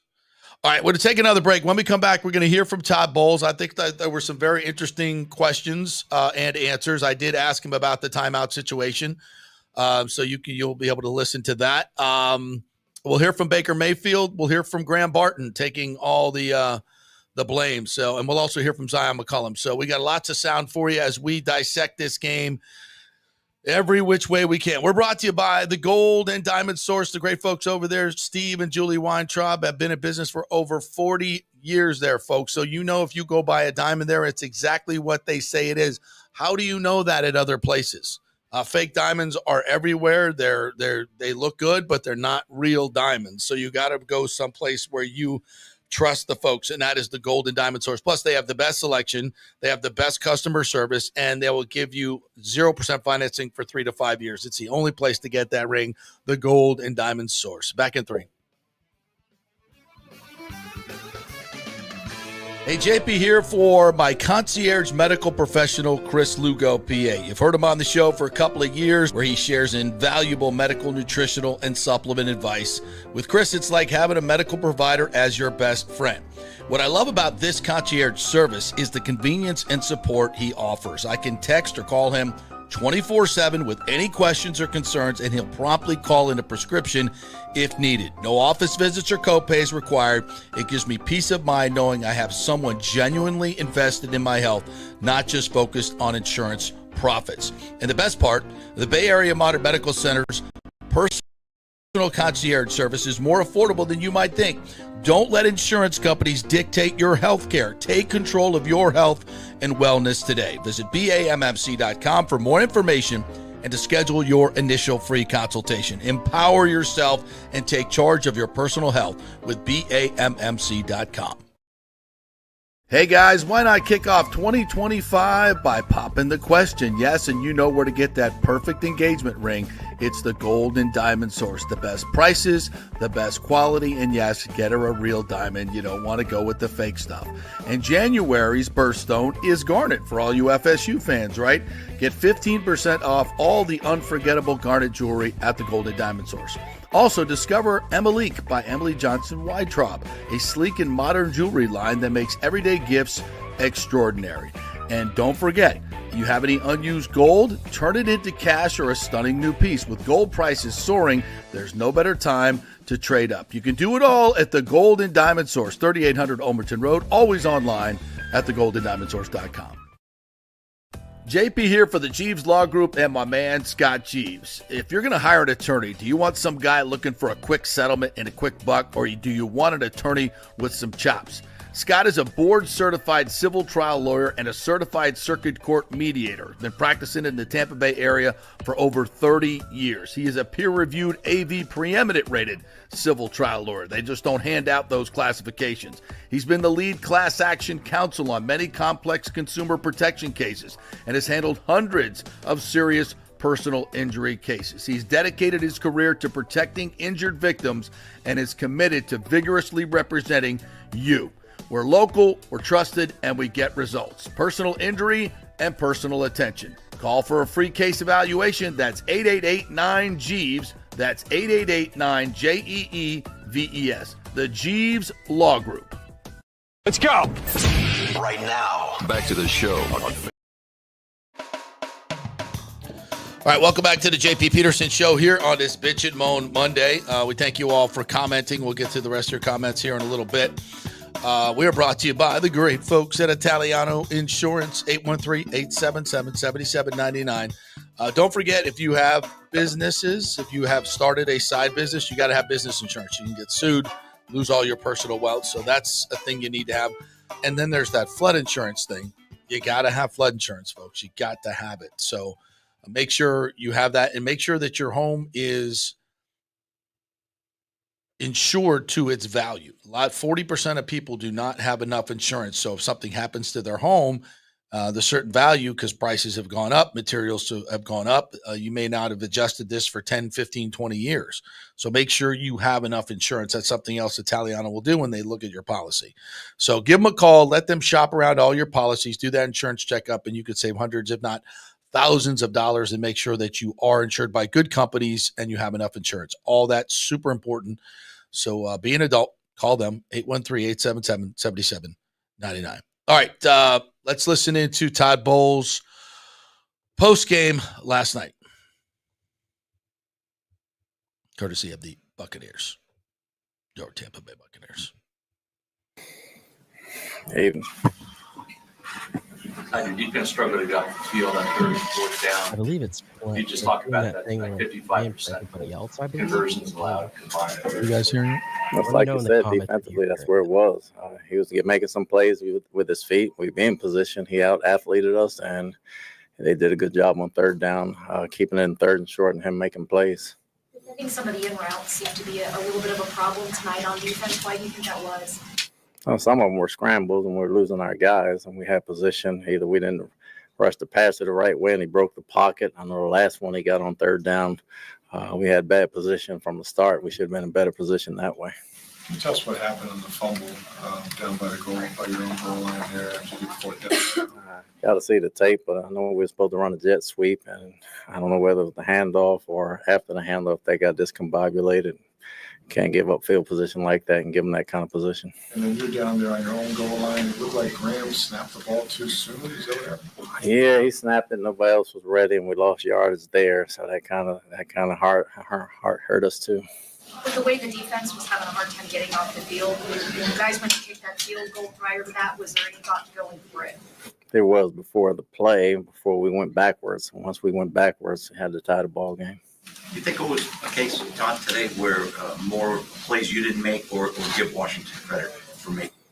You got to give them credit. They made plays. I mean, he's been making them all year. You got to give them credit. They made some plays. We had our chances to make some plays that we didn't make, but it was a combination of both. They made plays, and we didn't make the plays when we had the chance. That's the fewest points I think you've scored since maybe like San Francisco. It's been a couple of months. So what was not happening for you offensively? Just not having the ball enough, or what? We were shooting ourselves in the foot on first down with a lot of penalties in the first half, whether it was holding or offsides or whatever the case may be. We wasn't giving ourselves a chance. We turned it over with the field position that way. Felt like we never got in a good rhythm. Mike Evans had a really tough matchup this week against Marshawn Lattimore. I know that was billed a lot this week. It seemed like he really performed really well on the heels of his record performance last week. What can you say about the job Mike did tonight? I mean, there's two great players going at it. Mike's a great player. Marshawn's a great player. Mike made his catches. I'm sure Marshawn won a few, but Mike's effort and what he continues to do for us is amazing. Tonight and all season, your defense really struggled to get any turnovers at all. As you look at this season now, an offense that was in the top 5 of defense that couldn't get off the field tonight and couldn't force turnovers. Is that kind of how this season kind of played out for you? It's rare for us to have a season without a lot of turnovers, but we had them and we didn't get them. That's something that we need to be a good defense. Obviously, we've been doing it in the past. We didn't do it this year. We got to do a better job at that. Why do you think that was this year? I mean, it's a lot of things. We got to make plays. We got to go for the ball. Obviously, there's a different guy back there starting every week. It can be a myriad of things, but the bottom line is we got to get turnovers. You're kind of stunned about how poised Daniels is as a rookie, Todd, in a game of this magnitude. No, not really, because you've seen it all year. He has no conscience. He's a heck of a player. He lives in the moment. He lived in it every game this year, so he had a lot of experience and a lot of games under his belt to play like that. What made him so good against your blitzes tonight? He's an athlete. He can get away from things. We have him set. We set the edge, and he can get around the edge. He's a very good athlete. What was your message to the team in there? Proud of the way they fought. Obviously, it's disappointing. We don't want the season to end like this, but we don't point fingers. We had our chances. We had our chances to win this ball game. Obviously, it wasn't good enough. We think we have a very good football team. When everybody's clicking on all cylinders, we got to be clicking on all cylinders. So the effort was outstanding. We hung together all year. We've been through some things, and we got to eat it, take it on the chin. We got to get better in the future. How optimistic are you about the core group of players, young players here going forward? It's a great core group going forward. Very optimistic about those guys. Just got to keep people healthy, add to it, and clean up some spots, and I think we'll be fine. You get the fourth down stop. Obviously, that was huge, and then the turnover right after. Is that kind of the game right there in a nutshell? No, it was parts of it. Obviously, it was a situation of that. There were other things too. Obviously, with the penalty when we had the ball down there as well, there were chances we had to win this ball game that we didn't make. There were different chances in both halves, whether it was offensively or defensively, to win this ball game. That was just the latest of a few things that we had. What do you say to Baker after that? Because certainly, knowing him, he's beating himself up over that. There's nothing to say to him. He's your bell cow. When your bell cow takes a shot and something goes wrong, you got to live with that. They're human. We're going to make mistakes, and he got us here. We wouldn't even be here without Baker, so there's really nothing to say to him. You had Jamel Dean for about half, and then he ended up re-injuring that knee. How big was that of a loss when he was out? No, it was huge from some of the things we tried to do and wanted to do. Kind of did a good job getting the fourth down stop in the red zone. Then it came back on fourth down. They got the touchdown there, but Hayes fought hard, and he played, and we've been doing it all year, so there's no excuse there. Speaking of fighting hard, Levante David seemed to do a lot of that tonight. I think he got nicked up as well on the sideline there, but just what can you say about his effort? He did toward the end. He's been putting in a yeoman effort all year, obviously, to play 13 years like that and lead the team in everything that he was doing mentally and physically. I'm sure it's wear and tear on his body, but he's never showed it, and he's never said anything about it. And you couldn't have a better year. We couldn't ask for a better year from him. At the end of the game, kind of a haphazard use of timeouts there. With a minute 50, looks like you called timeout, but it went down to 140, I think it was. Could have called it earlier, and then you didn't call the timeout after the next play. What was the strategy there? Well, after the next play, it only needed a yard for the first down, so we had to let it play out, and we had to use one there. Before the last play, we wanted to call timeout. We wanted to see where they were trying to call timeout, and we had a personnel problem, so we called it later than normal. What's your confidence level, Todd, with Winfield to get him back to being the impact player we saw in 2023? Confidence is great. Just got to get him on the field. You know? All right, there's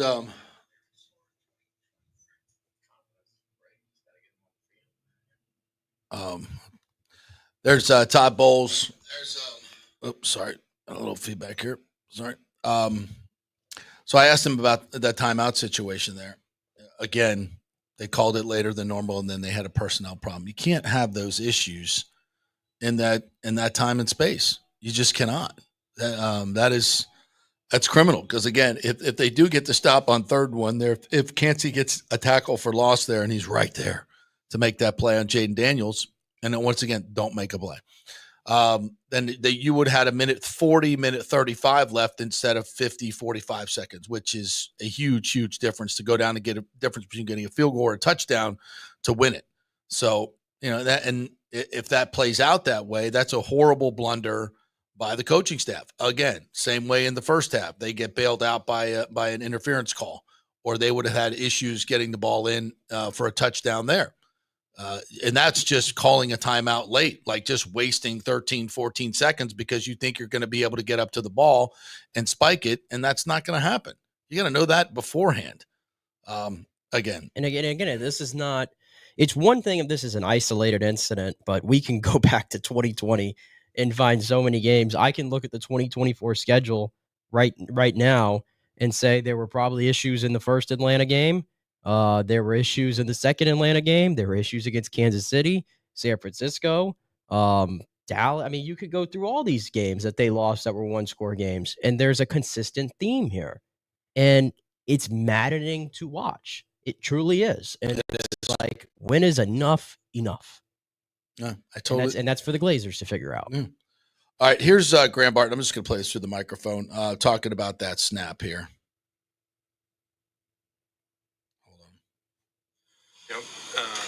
Snapped on the wrong cadence. I was trying to get a call out, and just, I got to have better discipline there. I got to be able to sit in there and get my calls out. But, getting a call out, heard, what I thought was the time to snap it and snap the ball. So, that one's on me. Got to be better down the stretch like that. Just, fourth quarter of a playoff game, you got to be able to execute moments like that. So, definitely disappointed me for that one. But, like I said, just down the stretch in a playoff game like that, we as a team have got to make more plays and, have less errors than we did to be able to win a playoff game like that. How much do you credit Jaden Daniels in Washington for the final drive? Yeah, they're a great team, and, we gave them the opportunity to go close it out, and they took advantage of it. This is the NFL, and we set them up, and they took advantage of what we gave them, and so hats off to them for doing that. But I really felt like we could have closed this game out, or at least put them in a position where they had to go down and score, and we didn't. So yeah, I appreciate the personal accountability he has there. It's a rookie player, and sometimes that's part of it. You have a young player. This is the second youngest roster or whatever in football. You got young players; they're going to make mistakes. That's a rookie making a mistake. I already mentioned the McMillan drop earlier in the night. That was a mistake.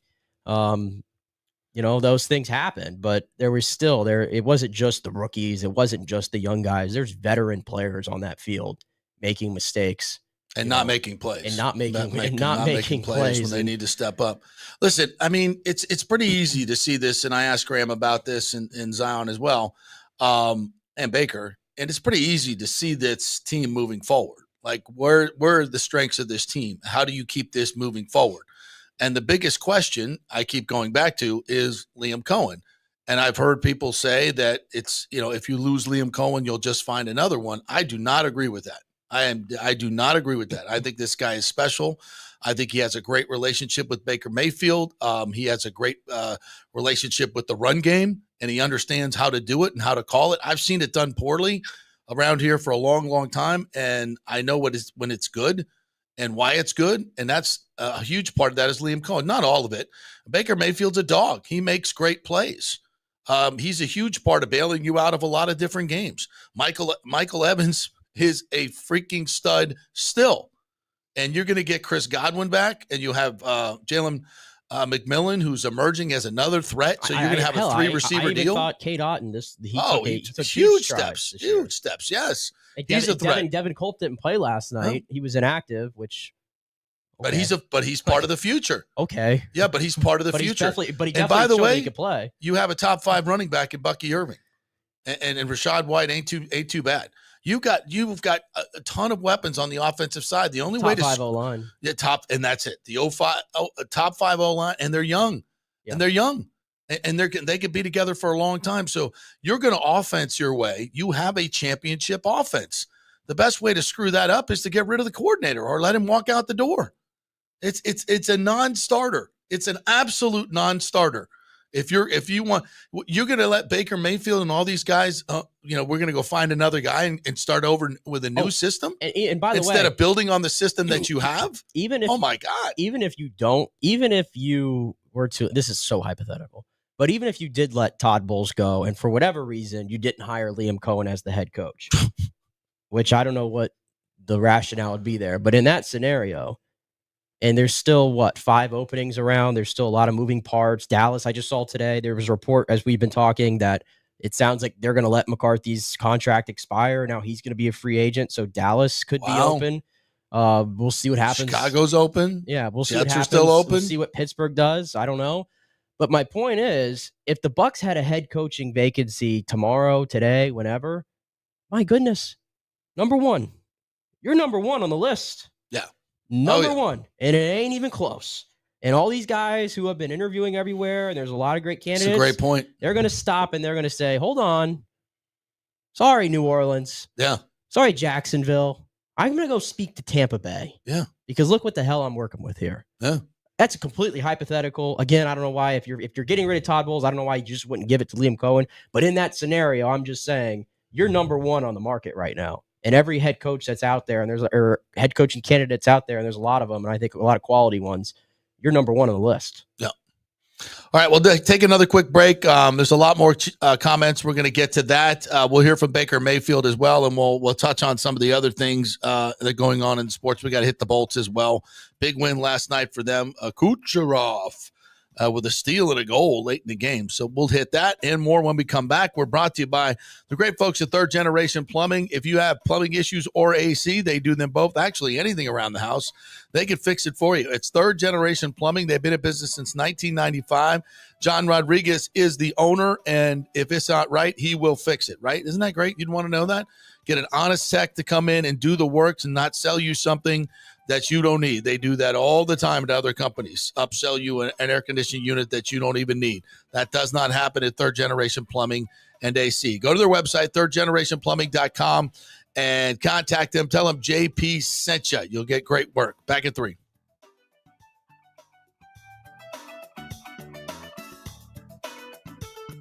Old Hurricane Helene put a hurting on Tampa Bay, and for many of you, the rebuild will be a long process. You must beware of unscrupulous contractors offering up quick fixes for incredible prices. It's a scam. So go with long-standing, reputable companies like Third Generation Plumbing and AC. My friend John Rodriguez has been serving Tampa Bay since 1995 with hundreds of 5-star reviews. If you need a new AC system or any home repairs from Helene, they will work with insurance companies to get you taken care of quickly, expertly installed, of course, and a 1-year maintenance plan and 10-year warranty included on all AC units. 0% financing for 60 months. Contact them at thirdgenerationplumbing.com or 813-961-8024. That's 813-961-8024, thirdgenerationplumbing.com. So many of our Tampa Bay neighbors are finding out the hard way from Hurricane Helene that homeowners insurance does not cover flood damage. You must have flood insurance. It's a separate policy, Immediately call Italiano Insurance at 813-877-7799, and they will shop around to find the best policy before rates go up. Lock it in. Over 60% are underinsured in Florida, or you're not getting your discounts that you're entitled to. So do an insurance checkup at Italiano, and they could save you thousands of dollars. Italiano will make sure you're with a highly rated insurer, so there are no surprises in your time of need. Our hearts go out to all our neighbors devastated by Helene. These are the times we're proud to protect all the pieces of your life. Italiano Insurance, 813-877-7799. Ciao, Paolo Tini here, owner of Caffè Paradiso, voted number 3 People's Choice Award on Open Table. I want to thank all our loyal family of customers that have been enjoying our great traditional Italian dishes we make from scratch every day. It's a great family story we're proud of. Our family moved from Rimini, Italy in 1984. My dad, Caesar, started Donatello, and that's where I got the start in the restaurant business. I started Caffè Paradiso on South McDill in 1995, and we've been there ever since. From our traditional ossobuco, a veal slow roast for 4 hours, to our daily fresh catch, the Gruppo Paradiso, with a piccata sauce and lobster claw meat, homemade pasta like lasagna, farfalle salchicha, which is a bow tie pasta homemade with fresh sausage. Hold on a minute, JP's favorite. I love it. So come and have a glass of wine with me on South McDill. Get a reservation on Open Table and see all our 5-star reviews. Ciao, see you soon at Paradiso. Let's go. Right now. Back to the show on FanStreams.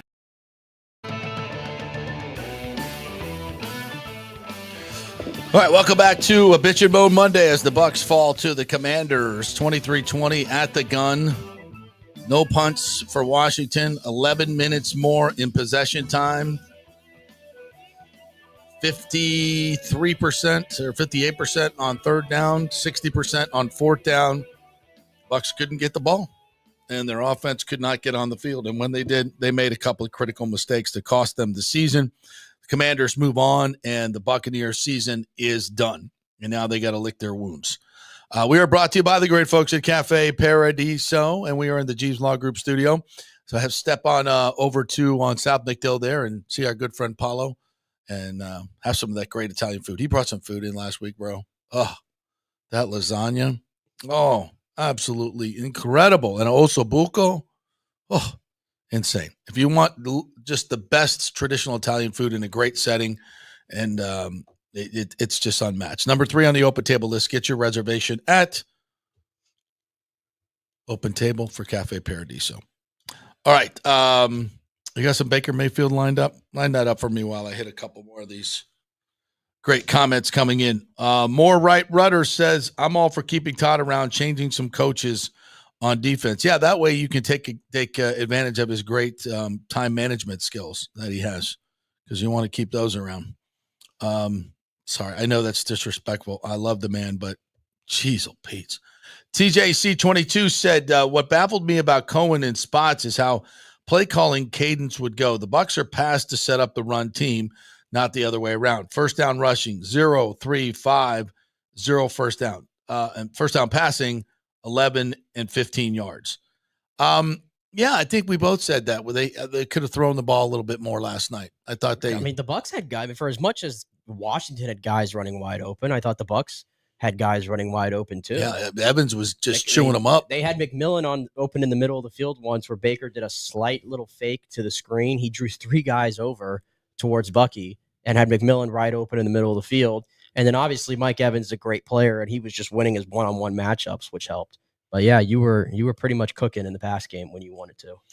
Rick says it's difficult to punch out the ball when you're chasing the receiver or not tackling.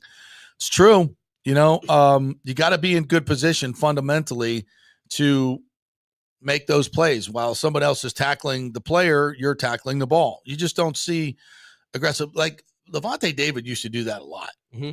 But if you're only getting one guy to the ball, you got to bring the man down. You can't be as much focused on getting the ball out. Although I wish they would just be more aggressive in that way.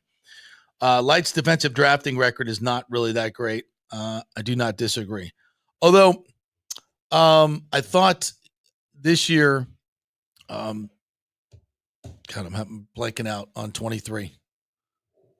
Oh, Tyke. Tyke. Yeah. I thought he regressed as the season went on. Shocking development, not getting better. Yeah, I think the more he played in the Bulls defense, the more he just regressed to the means of everyone else. He regressed to the standard. I think he was playing I think he had the Georgia the playbook for the first half of the season, and then someone reverted. said, and then when someone said, "No, Tyke, I know you're making plays on the football. Stop that. I know you're making timely tackles, but we need you to stop that, Tyke. We need you to play our football." Yeah, and I think that's what happened. That's my theory. Donald Podlakowski. Sorry. Before you fire Bowles, you need to find out if Cohen wants the job. I'm pretty confident he wants a job. Because when he was asked if he's ready, he said, I'm ready. I just, but then he said, but I'm 39, so I'm not going to basically jump at the first job I get. So he'll be selective. Now, he doesn't want the Jags job, but he'll take the Bucs job. Why would he not? Why would you not want the Bucs job? Come on. You kidding me? I think he's pretty comfortable with who he's working with. Yeezy says, well, interesting to see if Liam takes the Jags interview. Shocked that he hasn't been requested for more. Well, I think he will be, at least according to Adam Schefter, who said yesterday he's number 2 on the list of hot OCs right now, with Ben Johnson being number 1. It's so funny because I get the feeling that I mean, we don't know. We can only go after what we see, and we're not covering the Lions on a day-to-day basis. But when I see what I've seen from Ben Johnson from afar, and like the way he carries himself, compared to Liam, I don't know why. I just have this gut feeling telling me that Liam would be a better head coach. Well, I've done some research on this, and I've asked guys, do you see Liam, guys that are with him in meetings and see him around? I see him on the practice field. Like during training camp, I made a special, a place where I would walk around so I could get earshot of him and hear how he coaches. And he runs from spot to spot. He has juice. I brought that back to you guys in training camp. I said, I love this OC. The guy's got juice. You feel guys if they're head coach material. Yeah, it's a feeling. It's a feeling. And you listen to him in his press conferences. He's very much in command. He looks you in the eye when you ask a question, and he gives you, I think, a very cogent, a well thought out answer. Like he's almost already anticipated what those questions are going to be. And that's what, he's very emotionally intelligent. I think the guys love him to a T. And when I ask guys, does he command the room? They say, yes, he does. And he says he's ready to be a head coach. He's not, he said he's ready, but he didn't necessarily say, I'm going to jump at the first job. It's got to be the right job. So, Easy asks, why isn't Monken getting any buzz or Joe Brady? I wish I knew the answer to that question, honestly. It might just because they're still working. But I feel like even like it just has been a common theme. Like Todd Monken, just for whatever reason, when everybody thinks about, I think maybe because he's older, probably is what it is. Everybody wants to go young and everything, and the league naturally skews young. I think Todd Monken is in his early 60s, at least late 50s. He doesn't seem like an old guy though. But he doesn't feel like an old guy, and his offense is surely not that of somebody from yesteryear. And he's got a hell of a resume. I mean, a hell of a resume. Well, he's got Lamar playing at the best he's ever played. And he's not a Lamar merchant. No, Lamar Jackson has become gotten better. Has become a really good pocket quarterback playing under Todd Monken, which he was not really good at under Greg Roman. I think I picked. What did I pick before the season? Ravens and 49ers. So 49ers not. Or I think Ravens and Eagles. I picked before the season. It could be on the table. Yeah, it could be on the table. Although the Eagles did not look great, and their passing game is substandard. Their offense goes through these weird. AJ cycles. Brown is reading books on the sideline. What the hell is that going on? I don't know. The Eagles have this. Like the Eagles have maybe the best roster in all of the NFL, top to bottom. Mm-hmm. Like, and they have depth for days. Like, and they just lost to Kobe Dean and everything, and I don't really know if it's going to matter. Like, I feel like they're going to be just fine. That's a big loss. But they always have it always feels like they're teetering on at any moment. There could be some sort of like thing that happens internally to Philadelphia. You know what I mean? That could like be their undoing. It's weird with them. All right, before we get to Baker, Florida born and raised does not agree with me. Says Liam has been making bad red zone calls over the last 3 games. Also, we have 3 running backs, and he only used 1. SMA, shaking my head. Liam isn't the answer for head coach no matter what happens to Bowles. I don't get the point about they have 3 running backs and they're only using 1. Bucky. No, I didn't see Tucker. Tucker didn't get a touch last night. Rashad didn't get a whole lot. But so you're complaining with the way Bucky Irving was used this year? You're complaining with you can snapshot any call that didn't work and say bad call. No, it could also be bad execution. You got to look at the totality. The dude had a top 4 offense, top 2 rushing game from 32nd in the league. They're averaging 30 points a game. I mean, what the hell do you want? And I can even pull up the They numbers. only had 7 possessions yesterday. Yeah, and I think you're nitpicking. And I can even bring up the numbers. I know, But I love you, Florida. I know Bucky Irving was one of a few running backs who averaged like 5.4 yards per carry or more this season. I think it's like him, Jahmyr Gibbs, Saquon Barkley, and Derrick Henry. Yeah. Pretty good. Be the 3 best running backs in football right there. Yeah. And Bucky was right there with them. Rashad had a quote unquote career year in terms of yardage per, like he was 4.3 on the ground. It was 3.7 and 3.6. But I just feel like when Bucky was in there, it was just different. Like Bucky was an absolute playmaker. I'm not saying Rashad shouldn't have a role or anything. If anything, the one thing Bucky has to get better at is his pass pro. Because last night in that first quarter, did you notice when they had Bucky in pass pro, like Bobby Wagner blew him up a few times, like they were picking on him. So Bucky's got to get better at that, and that's what Rashad brings. I agree, 100%. Yeah, so Florida born and raised, we appreciate you, bro. We like disagreement on this show, so thank you for bringing it up, but I'm just going to have to disagree with you on it. All right, let's get to Baker Mayfield. Very despondent last night. I think that fumble just that was gut-wrenching because it was on him.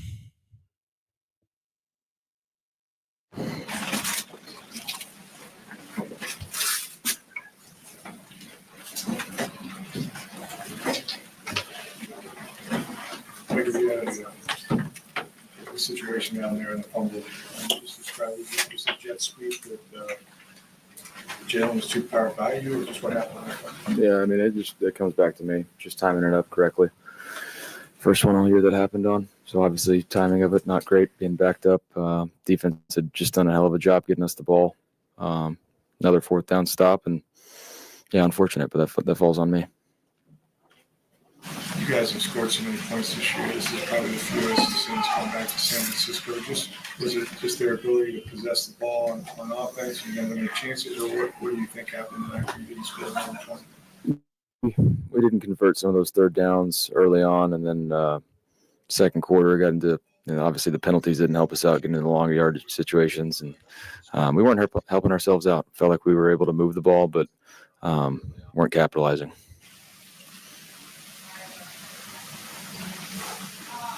Baker, when you have I think you guys only have 7 possessions tonight. How hard is it to get a rhythm when you're just not getting the ball a lot? Yeah, it's extremely hard not to get, trying to get into a rhythm in that circumstance. But like I said, in the first half, we, didn't capitalize on the chances we had. And I think we would have been able to get into a rhythm early on, which would have helped us out in the long run. Obviously, the 2-minute drill before halftime helped us out, getting back in, tying the ball game up. But second half just came down to errors on us on the offense. When you look back on this season, how will you view this season? As a successful, underperforming? What do you think? I mean, right now it absolutely sucks. So it's disappointing overall, because I believe in this team. I believe we had the talent and the coaching staff and everybody around us to be able to go far. But looking back, trying to take a step back, big picture, is this group fought. There was a lot of people that stepped up throughout the year, a ton of guys that stepped up into huge roles. And so there's a lot to be proud of. And in this moment, that's hard to see. But there was a lot of young guys that are going to be on this roster next year that had to step up and did in a big way. So that should build confidence for those guys, and knowing that who they are as players and as men in adversity situations to be able to step up like they did. So that's something to be proud of. And it just goes back to being disappointing and not making the plays when you need it the most. Are you going to be that kind to yourself as well? Because I know you are really tough on yourself. Probably not. Just some dumb stuff today that cost the team. So it's All right, there's a slice of Baker Mayfield as we got a chance to ask him a few questions. That's about as despondent as I've seen him all year long. That was tough, and I think he really wore that one with the fumble. Well, I think it makes it worse is because last year, the way the season ended was Baker throwing a pick, an ill-advised throw in a moment where they had a chance to go down the field and tie the football game. Yeah, true. And so from Baker's perspective, he probably wears it a lot more because he feels like this is two moments where the offense had a shot to do something. And in both of those critical moments, they failed to do it. Yeah. Which is a shame because, again, they're the strength of the team, and that's why they were there in the first place. Yeah, to echo Bowles' comments, I mean, they don't get anywhere close to sniffing the playoffs without Baker Mayfield. He's been a tremendous find, and he's a great value at the number that you have him at for the next 2 years. So, again, it's a tough way, and it's a gut-wrenching way to lose. But, yeah, I think there's a lot of promise on this team. I mean, you've had 2 terrific drafts in a row. I think Kalijah Cansey's just going to get better. He's got to stay healthy. Vita Vea, I think, has a couple of more years left in him. He's dominant. Of his prime.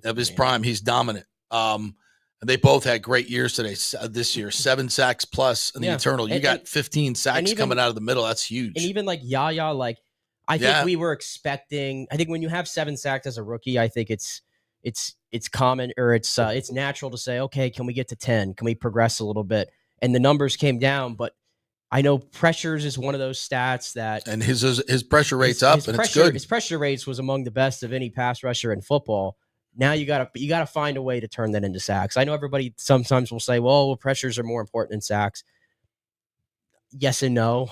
I feel like at the end of the day, it's so much like, and you get that guy on the ground, like Simeon Rice. It's a drive killer. Simeon Rice got that guy on the ground. Yeah. Shaq Barrett got that guy on the ground. JPP got that guy on the ground. Yeah. Yaya Diaby's got to find a way to finish those plays. Yeah.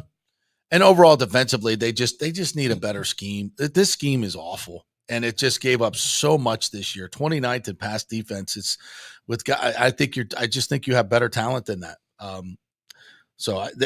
Defensively, this is where the overhaul has to start. And that's another question. Do you think Todd Bowles is the guy to overhaul this defense? And overhaul may be a strong word. Well, it may not be, because you really need 2 inside linebackers. I don't think Lamonte's coming back. Doesn't feel like it. No, he's 34 years old. I think this year was, it was tough. It was tough to get him back. And not that he's not playing at a high level.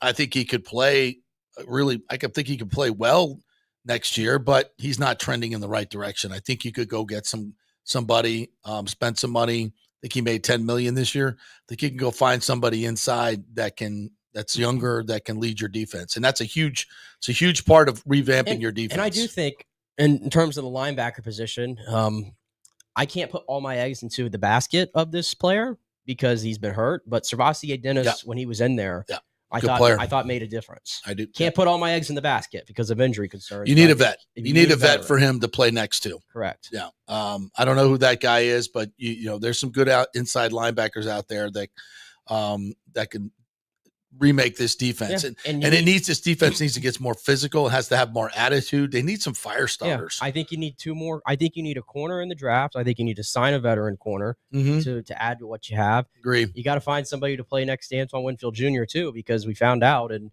I hope he's doing okay, Jordan Whitehead. But Jordan Whitehead did not have a good year when he was on the field.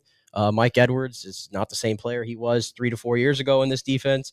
We've known Ryan Neal's not the answer. Kayvon Merriweather is absolutely not the answer. Got to find somebody else to play next to Winfield. Yeah, and I go all in to get an edge rusher. I mean, edge rusher is the key, and I think that helps Yaya tremendously. Yes, I've always said Yaya to me he's a 2. Yeah, in the perfect world, he's a 2. Yeah, that's right. He's a really good 2. Yeah, you get a dominant guy that demands double teams, and you got those 2 guys in the middle, and then you can rush forward. Then you can play that crappy softer. You got to get better at playing it, but. If you can get some pressure with 4, we never got any pressure with 4 and 3. And that's why I don't know how many times they sent 6 last night. I'll go through it and chart it, but it wasn't many. Yeah. And I would have put a lot more pressure on Daniels. To get make a play or get the hell off. If they score in 6 plays, it's better than 17. I just think and this is to sum the whole thing up of where the Bucs are going and where they're heading. I just think there has to be an urgency to try to get to the next level and get there quick. I agree. Because even though there's a lot of young talent on this team that's going to be playing here for a while, I'm thinking about the veterans that you have right now. Baker Mayfield has 2 years, going to have 2 years left on a very team-friendly contract in the grand scope of things. If he continues to play this way, his next contract is going to take him well over $50 million, and that's going to make it much harder on you to win. Yep. Mike Evans is going to be 32 years old next year, 31, 32. He looks like he's got a lot left in the tank, but he's starting to get into his 30s now. We have to see. This was the year that finally got him a little bit with the injury. He missed 4 games with a hamstring. Chris Godwin's coming off another serious injury, and he's 29 years old. Villa is 29 going on 30. So to me, it's like some of these leaders you have on their team, they're starting to get to those ages. To me, it's like I'm looking at in terms of being a Super Bowl contending team and trying to get there. I feel like you're in a very 2 to 3 year window right now, having some of these cornerstones around. Yeah. All right, real quick, the Bolts win 5-2 at Pittsburgh. So that's 3 out of 4 points on the current road trip. They got a point with the Devils. They get 2 in this one. Nikita Kucherov, and they were outplayed dramatically. Bro, that first period. Whoa, that brutal. First period was the worst they could play. Oh, my God. But how about Johansson? When he has played, he has been freaking amazing. Yes. He made some great saves yesterday to keep them in the game. And then Kucherov, with 3 minutes left, just picks the pocket on the blue line and comes in and scores. That's just like, oh. And that's that lightning skill that we talk about. This is a reason why they're a contender, because their skill is off the freaking charts. They now have 4 guys with 20-plus goals. There's no other team with 2. That hasn't been done at the halfway mark since 95-96, when the Pens and Lemieux and those guys had 4 20-goal scorers. Now, the good news is they're getting lots of scoring. The bad news is they don't have a lot of secondary scoring, which they could use, which I think Breezeball will go and find at the deadline. They got 49 points, which translates to 98 points, which gets you into every time. That's probably second place, third place at worst.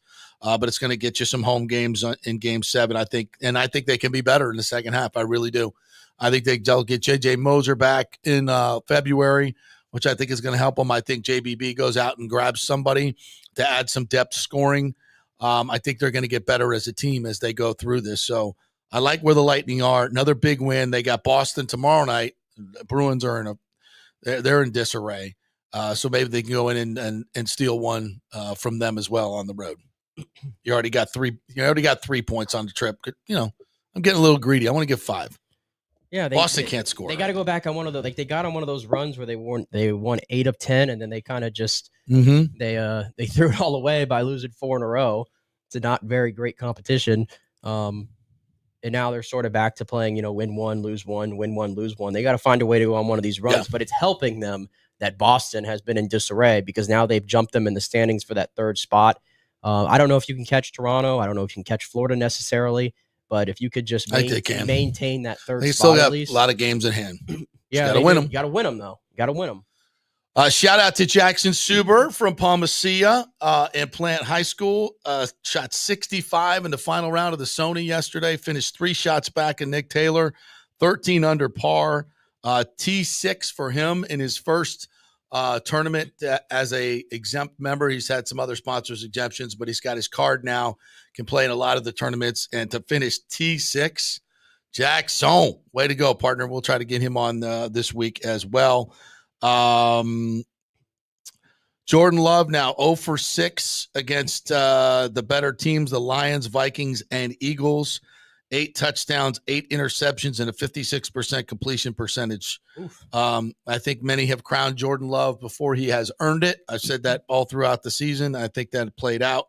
I mean, to be fair, you was throwing to Malik Heath. Yeah, Bo true that. Melton, No Watson. No Watson. Reed got hurt. Dobbs got hurt. Yeah. Bad recipe for Green Bay right there. And he had a bad hand too, throwing hand. The Bills look tremendous. Denver gets an early touchdown, doesn't sniff it the rest of the way. Josh Allen or Zach Allen, whoever you want to call him, played really, really well. I love the Bills. 250 yards passing, 200 yards rushing. That hasn't been done in the playoffs since 2012. They're a balanced team. I like their fight. And now we get Buffalo and Baltimore in the divisional round. Woo! Goodness. I mean, I'm going to assume the Chiefs are going to take care of business against the Texans because that's the Texans. It's a layup. Even though the Texans had 32 points, their offense still just is very weird for me. So Well, it looks like we're going to get Chiefs, Bills, or Chiefs, Ravens in the AFC side, and that sounds great as a viewer. All right. And the NFC, toss up. Who do you right now? I mean, the Commanders, Jaden Daniels is special. He's freaking special. You know, he's a good player. But against our defense, he really looks good. I'm going to continue to ride with Detroit because even though Detroit has all these injuries, that team, it just doesn't matter to them. They are so well coached. They are so energized. They play for one another. They certainly play for their head coach and this coaching staff. It feels like they're going to lose both of their coordinators after, so there's a lot of urgency to get this done now. Like their offense, ever since Gibbs has become like the bell cow for them, and now they're getting Montgomery back too, and everything else they can throw at you. I mean, how can I go against Detroit? How can listen, I understand that there's a lot of ways to skin a cat. There's a lot of way to motivate your team. But for me, I want a Dan Campbell as my head coach. I want a guy who's going to be that guy. I want a Mike Tomlin. I want a guy who it's an emotional game, man. It's an emotional game, and motivation is a huge part of life. It's a huge part of why the football. Patriots went after Vrabel. I mean, it's exactly it. It matters to me. I covered Tony Dungy. He gets it done his way. Todd Bowles does it the same way. Lovie Smith, same way. I get it. There's a lot of ways to do it. But for me, this team needs a kick in the ass. It needs some fire. It needs some juice coming from the top. They're too nice. Yeah. They're too nice. Yeah. And the best Bucs teams that we've ever had were never like that. Ever. What does Todd Bowles eat? Milk and cookies. What does Dan Campbell eat? Kneecaps. I like kneecaps, man, my head coach. All right, that'll do it for us. We'll see what happens. Todd Bowles, actually, his press conference going on right now. We will have that for you tomorrow. Scott Reynolds will join us. TJ Rees will join us. Our typical Tuesday affair. Timmy Ham will be back with me. And, of course, thank you guys for the great comments today. And the numbers are off the charts once again. So thank you all for liking and subscribing. Another big day here at the JP Peterson Show. Have a great day, everybody. We will chat with you tomorrow.